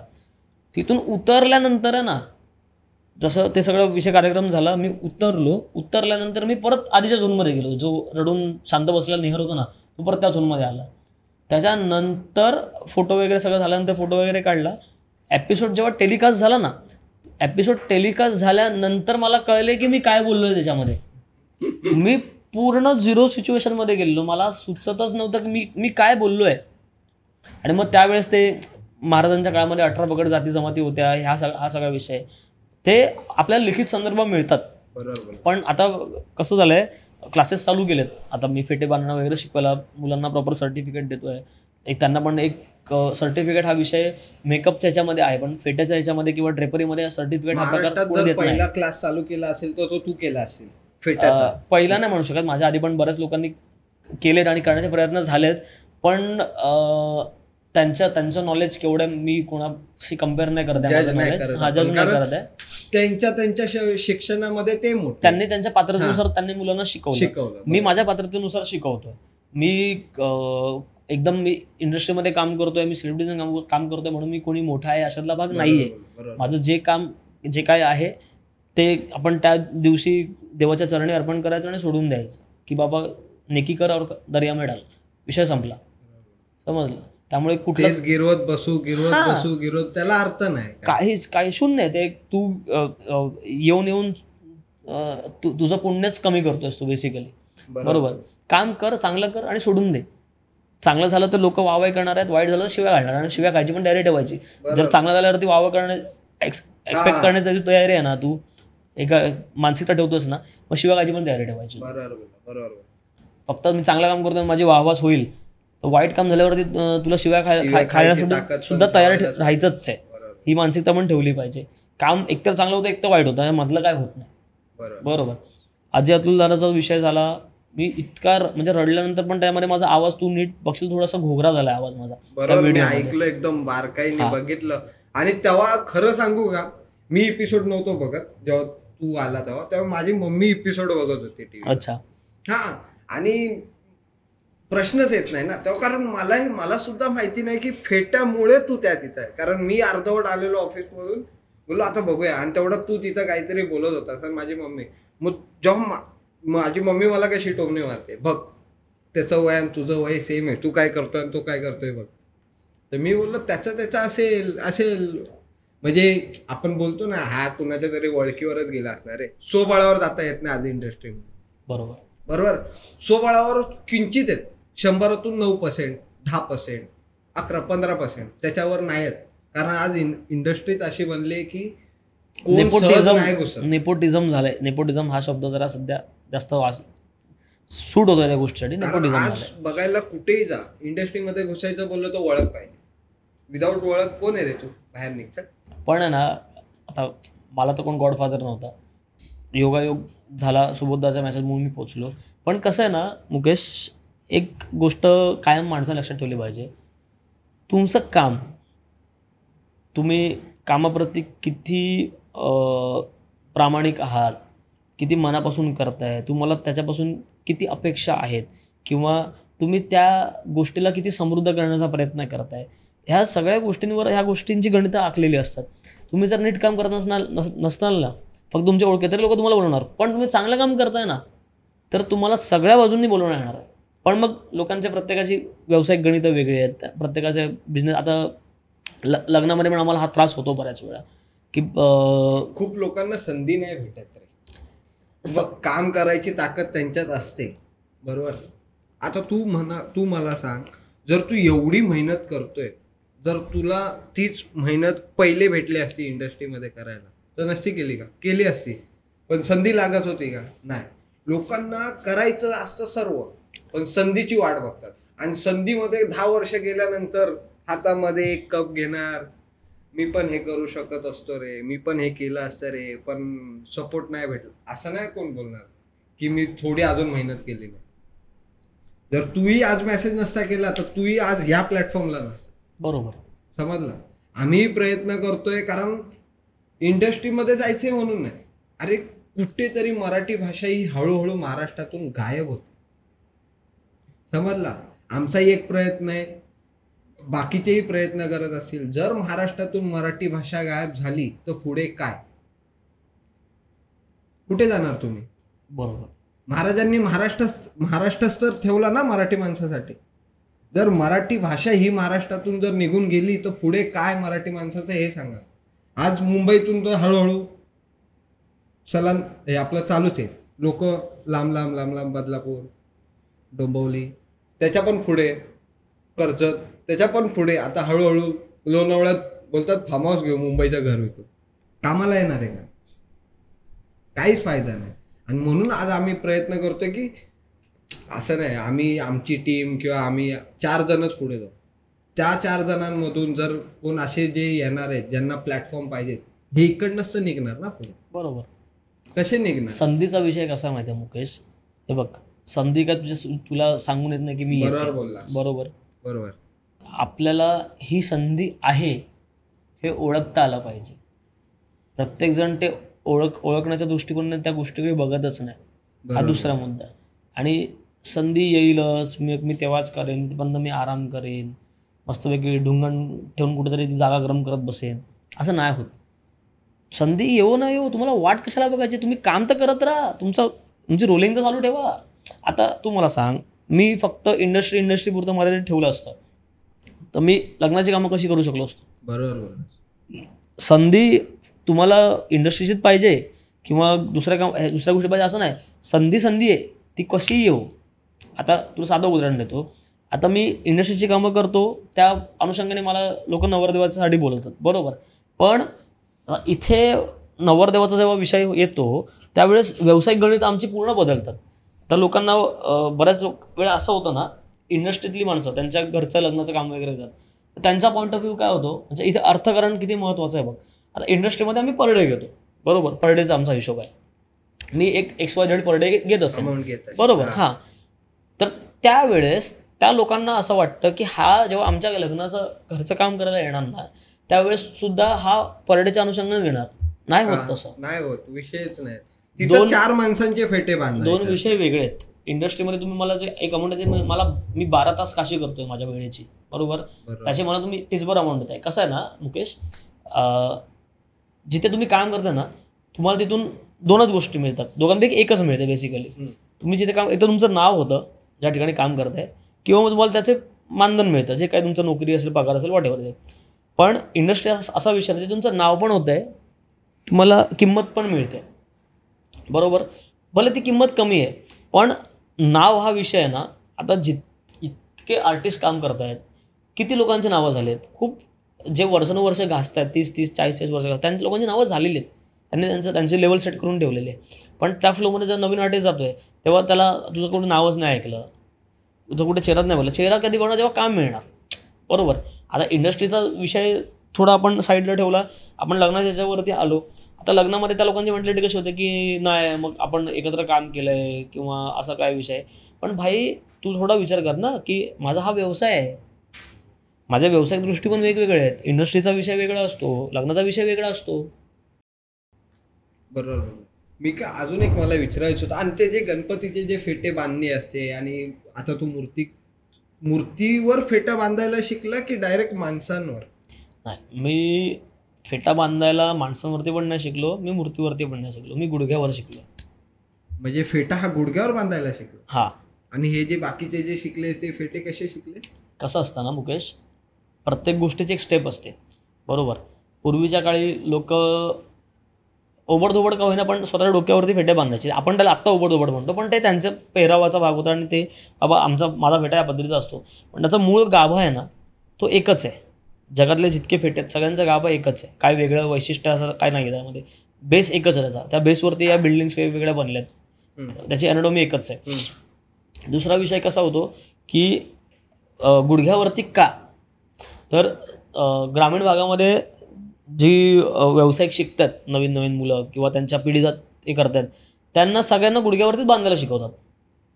म्हणजे हे खूप कमी लोकांना माहिती आहे. गाव साईडला फेटा बांधायचा प्रत्येक वेळी तू कोणाचं डोकं घेऊन बसणार आहेस, किंवा तू पर्टिक्युलर एक साचा तयार केलास, एक मेनिक्विन मिळाला तुला कुठे बाबा, त्याचं डोकं भेटलं मेनिक्विनचं, त्यावरती बने. पण प्रत्येकाची शरीराची बॉडी लँग्वेज जी असते ती काय एकसारखी नसते ना. कधी दिवसासमोर एवढंच डोकं येईल, कधी एवढं येईल, कधी असं ओबडधोबड येईल, कधी अजून चपटं येईल, कसंही येऊ शकतं. मेनिक्विनचा साच्याबद्दल पण एकच आहे. गुडघ्यावरती बांधल्यामुळे तुझा मेन बेस क्लिअर होतो, बरोबर. आता माझी स्टेप मी कशी केली, गुडघ्यावरती बांधला. गुडघा जेव्हा कमी पडलेला तेव्हा हेल्मेट घेतलं आपलं, बरोबर. हेल्मेटची साईज आपली एवढी असते, दणकट, बरोबर. तो त्याच्यामध्ये पॅडिंग टाकली, टॉवेल बिवेल टाकला आपला जाडवाला, ते खालती लॉक करून मग त्यावरती बांधला. मग त्याच्यावरती बांधून थोडा हात साफ झाला. मग अजून थोडीशी लेवलअप कधी करायला गेलो की आता लोकांनी समजा मला प्रश्न विचारला की यार तू दुसऱ्यांच्या बांधतोस, तुला स्वतःचा बांधता येतो का रे? यायला दुसऱ्यांच्या बांधताय बरोबर म्हणतात, स्वतः बांधता काय येत नसणार म्हटलं. असा प्रश्न विचारू शकतात ना लोक. विचारलाय का कोणी? हा, कित्येकदा विचारलाय, आणि उत्तर रेडी हा येतो. लेफ्टी पण येतो, राईटी पण येतो, पण तोंड बंद. कारण मी आधीच ह्या गोष्टीचा विचार केला आहे ना, की माझ्या हातात दुसऱ्यांची डोकी आहेत, तर माझ्या हाताने माझं डोकं पण आलं पाहिजे ना काहीतरी भाई. आता मी तुला फेटा बांधला, तर तुला आयुष्यात कधी फेटा बांधला नाहीयेस, बरोबर, पहिल्यांदा बांधलास. पण फेटा डोक्यावरती ठेवण्याचा पण एक वेळ आहे. 2 तास 3 तास इनफ आहे. 7-7, 8-8 तास लोक डोक्यावर ठेवणार, ते सगळ्या नसा बधीर होतात, तुझं ब्लड सर्क्युलेशन थांबतं. शरीरशास्त्राचा अभ्यास खूप ह्यासाठी महत्त्वाचा आहे. तुझे फेस ॲनाटॉमी, तुझी हेड स्पेस, त्याच्यावरती बसणारा कापड, बरं त्यामध्ये फॅब्रिकचा अभ्यास आला, बरोबर. तर तुरा काढतोय, त्या तुऱ्याची राऊंडिटी किती आहे, त्याचा शेप किती असला पाहिजे, काय असला पाहिजे. आता बघतोस तू गुढीपाडव्याला गिरगावमध्ये हे मोठे मोठे तुरे, अंगापेक्षा भोंगा मोठा, काय गरज आहे, कोणाला दाखवायचं आहे. गुढीपाडव्याला आपल्या घरी पण माणसं येतात बांधायला. हा, ज्यांना आपलं मानधन परवडतं. आता गुढीपाडवा नवीन वर्ष प्रत्येकाचे, माझं पण नवीन वर्ष आहे, होता आमचा धंद्याचा दिवस आहे.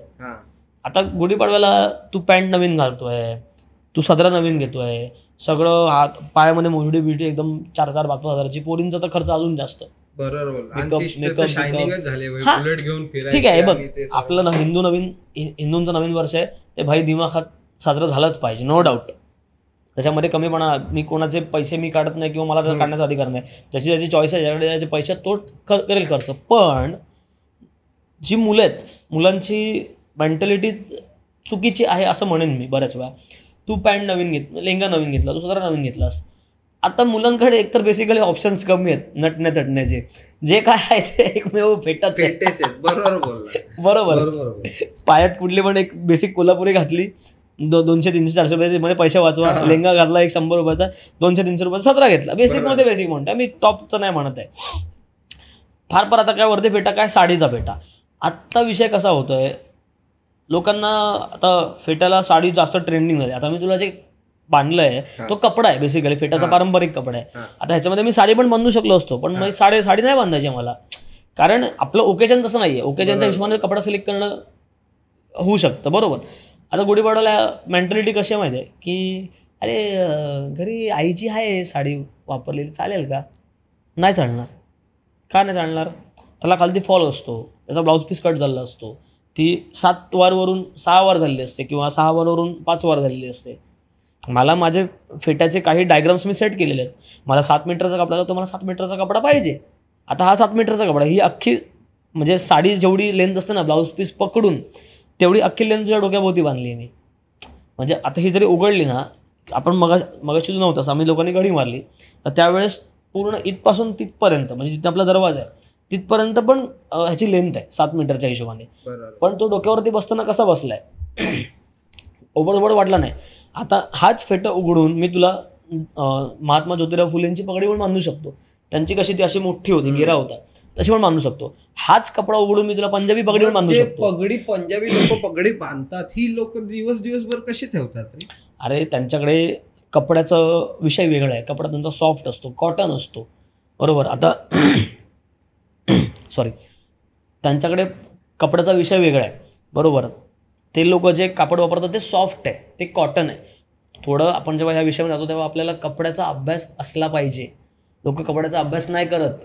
लोकांच्या डोक्यामध्ये असं म्हणत होतो मी की साडीचा फेटा. आता लोकांच्या डोक्यात असं चाललं आहे की फेटा म्हणजे फक्त साडीचाच असतो का? पारंपरिक कापड मेलं, वारलं, त्याला तुम्ही मारून टाकलं.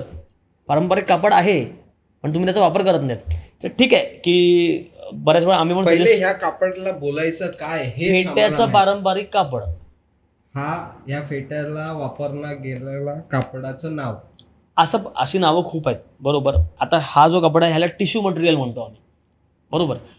टिश्यूसारखं म्हणजे सॉफ्ट टिश्यूसारखं, बसायला पण एकदम कॉम्पॅक्ट आणि कम्फर्टेबल, त्रास नाही होत, काय नाही होत. घाम आला तरी स्वेटिंग झाली तरी ती ऑब्झर्व करून घेणार, डोकं दुखणार नाही, हे कम्फर्टेबल आहे.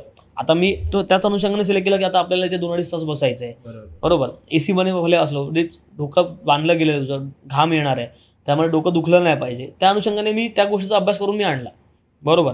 गुढीपाडव्याच्या वेळेस काय होतं की हां घरची आईची साडी आहे, अरे पण ती साडी कुठली आहे, ती सिल्क आहे, सेमी सिल्क आहे, पैठण आहे, नाही आम्हाला पैठणीचा फेटा हवा. एकदम ग्लॅमर आलं आहे, पैठणीचा फेटा शब्द आहे ना, याला खूप ग्लॅमर आलं आहे की आम्हाला पैठणीचा हवा आहे.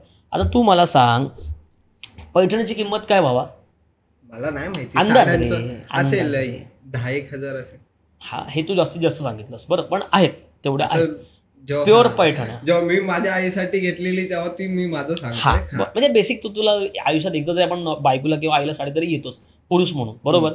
तर आपल्याला एक अंदाज आला साडीची एवढी किंमत आहे. आता ती पैठणी 5,000ची, कमीत कमी 3-3.5 बेसिकमध्ये बेसिक पैठणी स्टार्ट होते. बेसिकमध्ये बेसिक, हा एकदम हाय लेवलचा म्हणते मी, हा 2.5, 3, 3.5 किंवा पैठणीच्या कॉपी पण येतात वेगवेगळ्या, आता आल्यात मार्केटमध्ये हलक्यातल्या कॉप्या. ती 5,000ची 3,000ची पैठणी डोक्यावरती बांधायची अशी माझ्या बोटाचे किती तुकडे पडत असतील, किंवा जो कोणी बांधणारा आहे त्याच्या बोटाचे किती तुकडे पडत असतील, तो त्यातून ह्या लोकांच्या आम्हाला मोठा तुरा पाहिजे का, तुम्हाला कोणाला वारा घालायला जायचंय, तो मोठा तुरा पडतो का? मोठा तुरा पडतो ऑब्व्हियसली. आणि मुळात फेट्यासाठी कापड हे कॉटनचं लागतं कायम.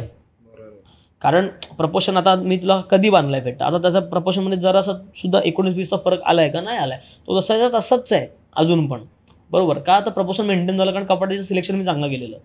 कपड्याचं पण फॅशन डिझायनिंग जेव्हा लोक शिकतात तेव्हा खांद्यापासून खालचं सगळं बघतात, डोक्यावरचं नाही बघत. आपल्याकडे दुर्दैव काय माहिती आहे, आपल्याकडे सांस्कृतिक विभागामध्ये, म्हणजे हे मी खूप विचार करून हे स्टेटमेंट देतो आहे, आपल्या महाराष्ट्रामध्ये कल्चरल डिपार्टमेंटमध्ये फेट्याकडे बघण्याचा दृष्टिकोनच नाही आहे. फेटाच नाही, असं कुठलंच नाही. महाराष्ट्राला रिप्रेझेंट करताना फेट्याचं सन्मान चिन्ह दिलं जातं, पण फेट्याच्या बाबतीमध्ये शिकवणीचे क्लासेस नाही आहेत, फेट्याच्या बाबतीमध्ये व्यावसायिकदृष्ट्या उतरण्याचे क्लासेस नाही आहेत. सर्व गोष्टीचं शिक्षण भेटलं जातं, दिलं जातं. महाराष्ट्रातल्या सगळ्या भाषांचं, सगळ्या सांस्कृतिक कलांचं, म्हणजे त्यामध्ये गायन आलं, वादन आलं, बरोबर, सगळ्या गोष्टींचं झालं, पण ड्रेपरीचं शिक्षण नाही दिलं जातं. धोतर कसं नेसायचं हे आज लोकांना रेडीमेड धोतर घ्यायला लागतंय का लोकांनी धोतर म्हणायला गेलं तर जर ढोल ताशा पथक हे परंपरा असेल तर भेटाय पण ते ही परंपरा आहे. परंपरेचे खूप घटक आहेत मुकेश, समजलं. काय होतं, लोक पर्टिक्युलर एका कार्यक्रमामध्ये एकच गोष्ट लक्षात ठेवतात. आता नवरदेवाच्या लग्नामध्ये काय होतं, म्हणजे लग्नाच्या वेळेस लोक नवरदेवाचा फेटा ग्लॅमर आले, पैठणीचा फेटा, नवरदेवांचा फेटा, हे ग्लॅमर आले. ह्या शब्दांनी बरेच वेळा काही बिझनेसमॅन्स आहेत लोकांना किंवा कस्टमर्सना अट्रॅक्ट करतात. पण पैठणीचा फेटा हा विषय काय नाही समजून घेतला पाहिजे. पैठणी मुळात जन्मालाच आली आहे ती स्त्रियांनी अंगावरती परिधान करण्यासाठी, डोक्यावरती बांधण्यासाठी नाही.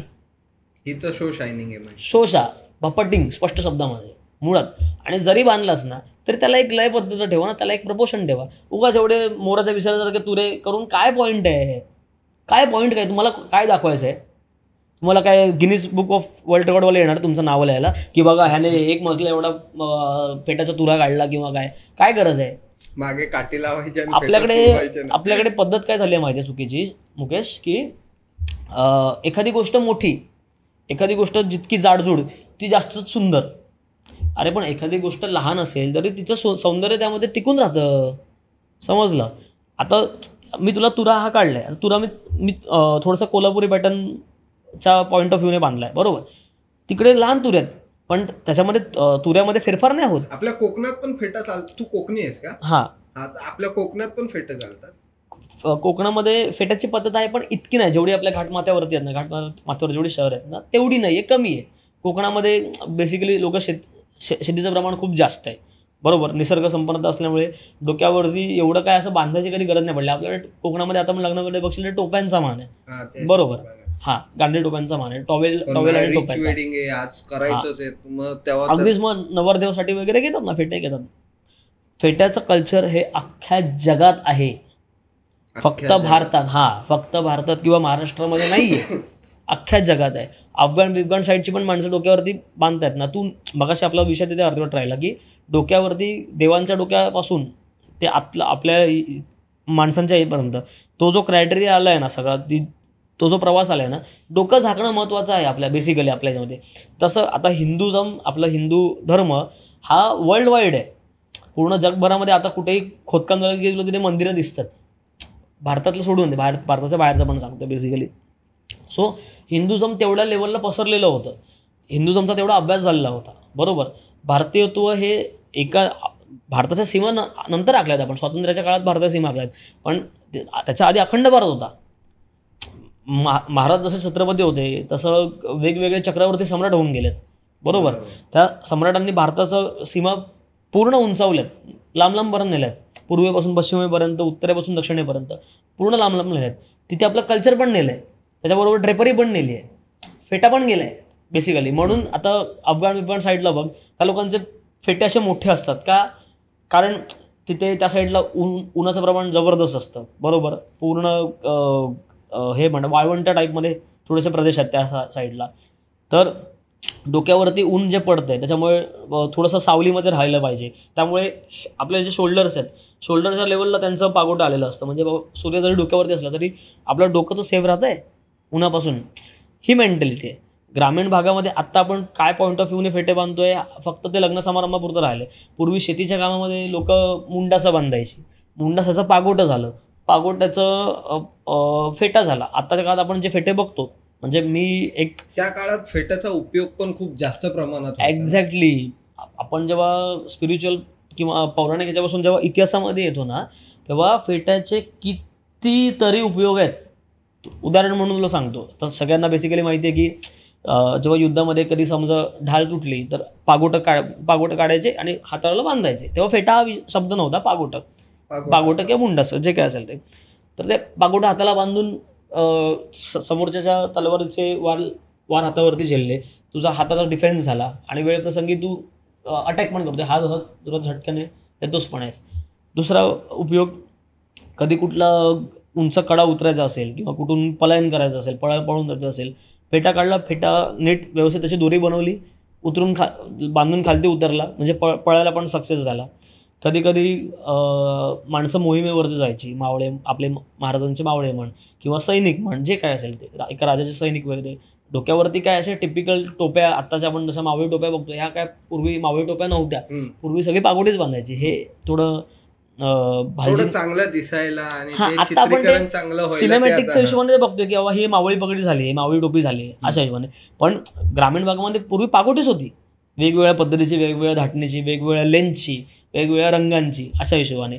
आता जेव्हा ते लोक पूर्वी कुठे बाहेरगावी गेले तर कुठेतरी झाडाच्या आडोशाला थांबले तर अंथरूण आणि पांघरूण दोन्ही म्हणून वापर झाला. बरोबर, म्हणजे पाठीखाली पण घेतलं आणि अंगावरती पण घेतलं. कधी कधी कुठे धर्मशाळेत राहिला तर त्याच्यामध्ये तुझं काय चप्पल, आता चप्पल चोरी होणं हा प्रकार पूर्वी पण होता, एकमेकांना चप्पल घालून जायचे. तर कधी कधी काय जे सामान असेल त्या सामान गाठोडं बांधून, म्हणजे फेटा उघडून त्यामध्ये सगळं सामान ठेवून गाठोडा बांधलं आणि धर्मशाळेत स्टे केला, चप्पल पण त्यामध्ये ठेवल्या तुझ्या. हे झालं.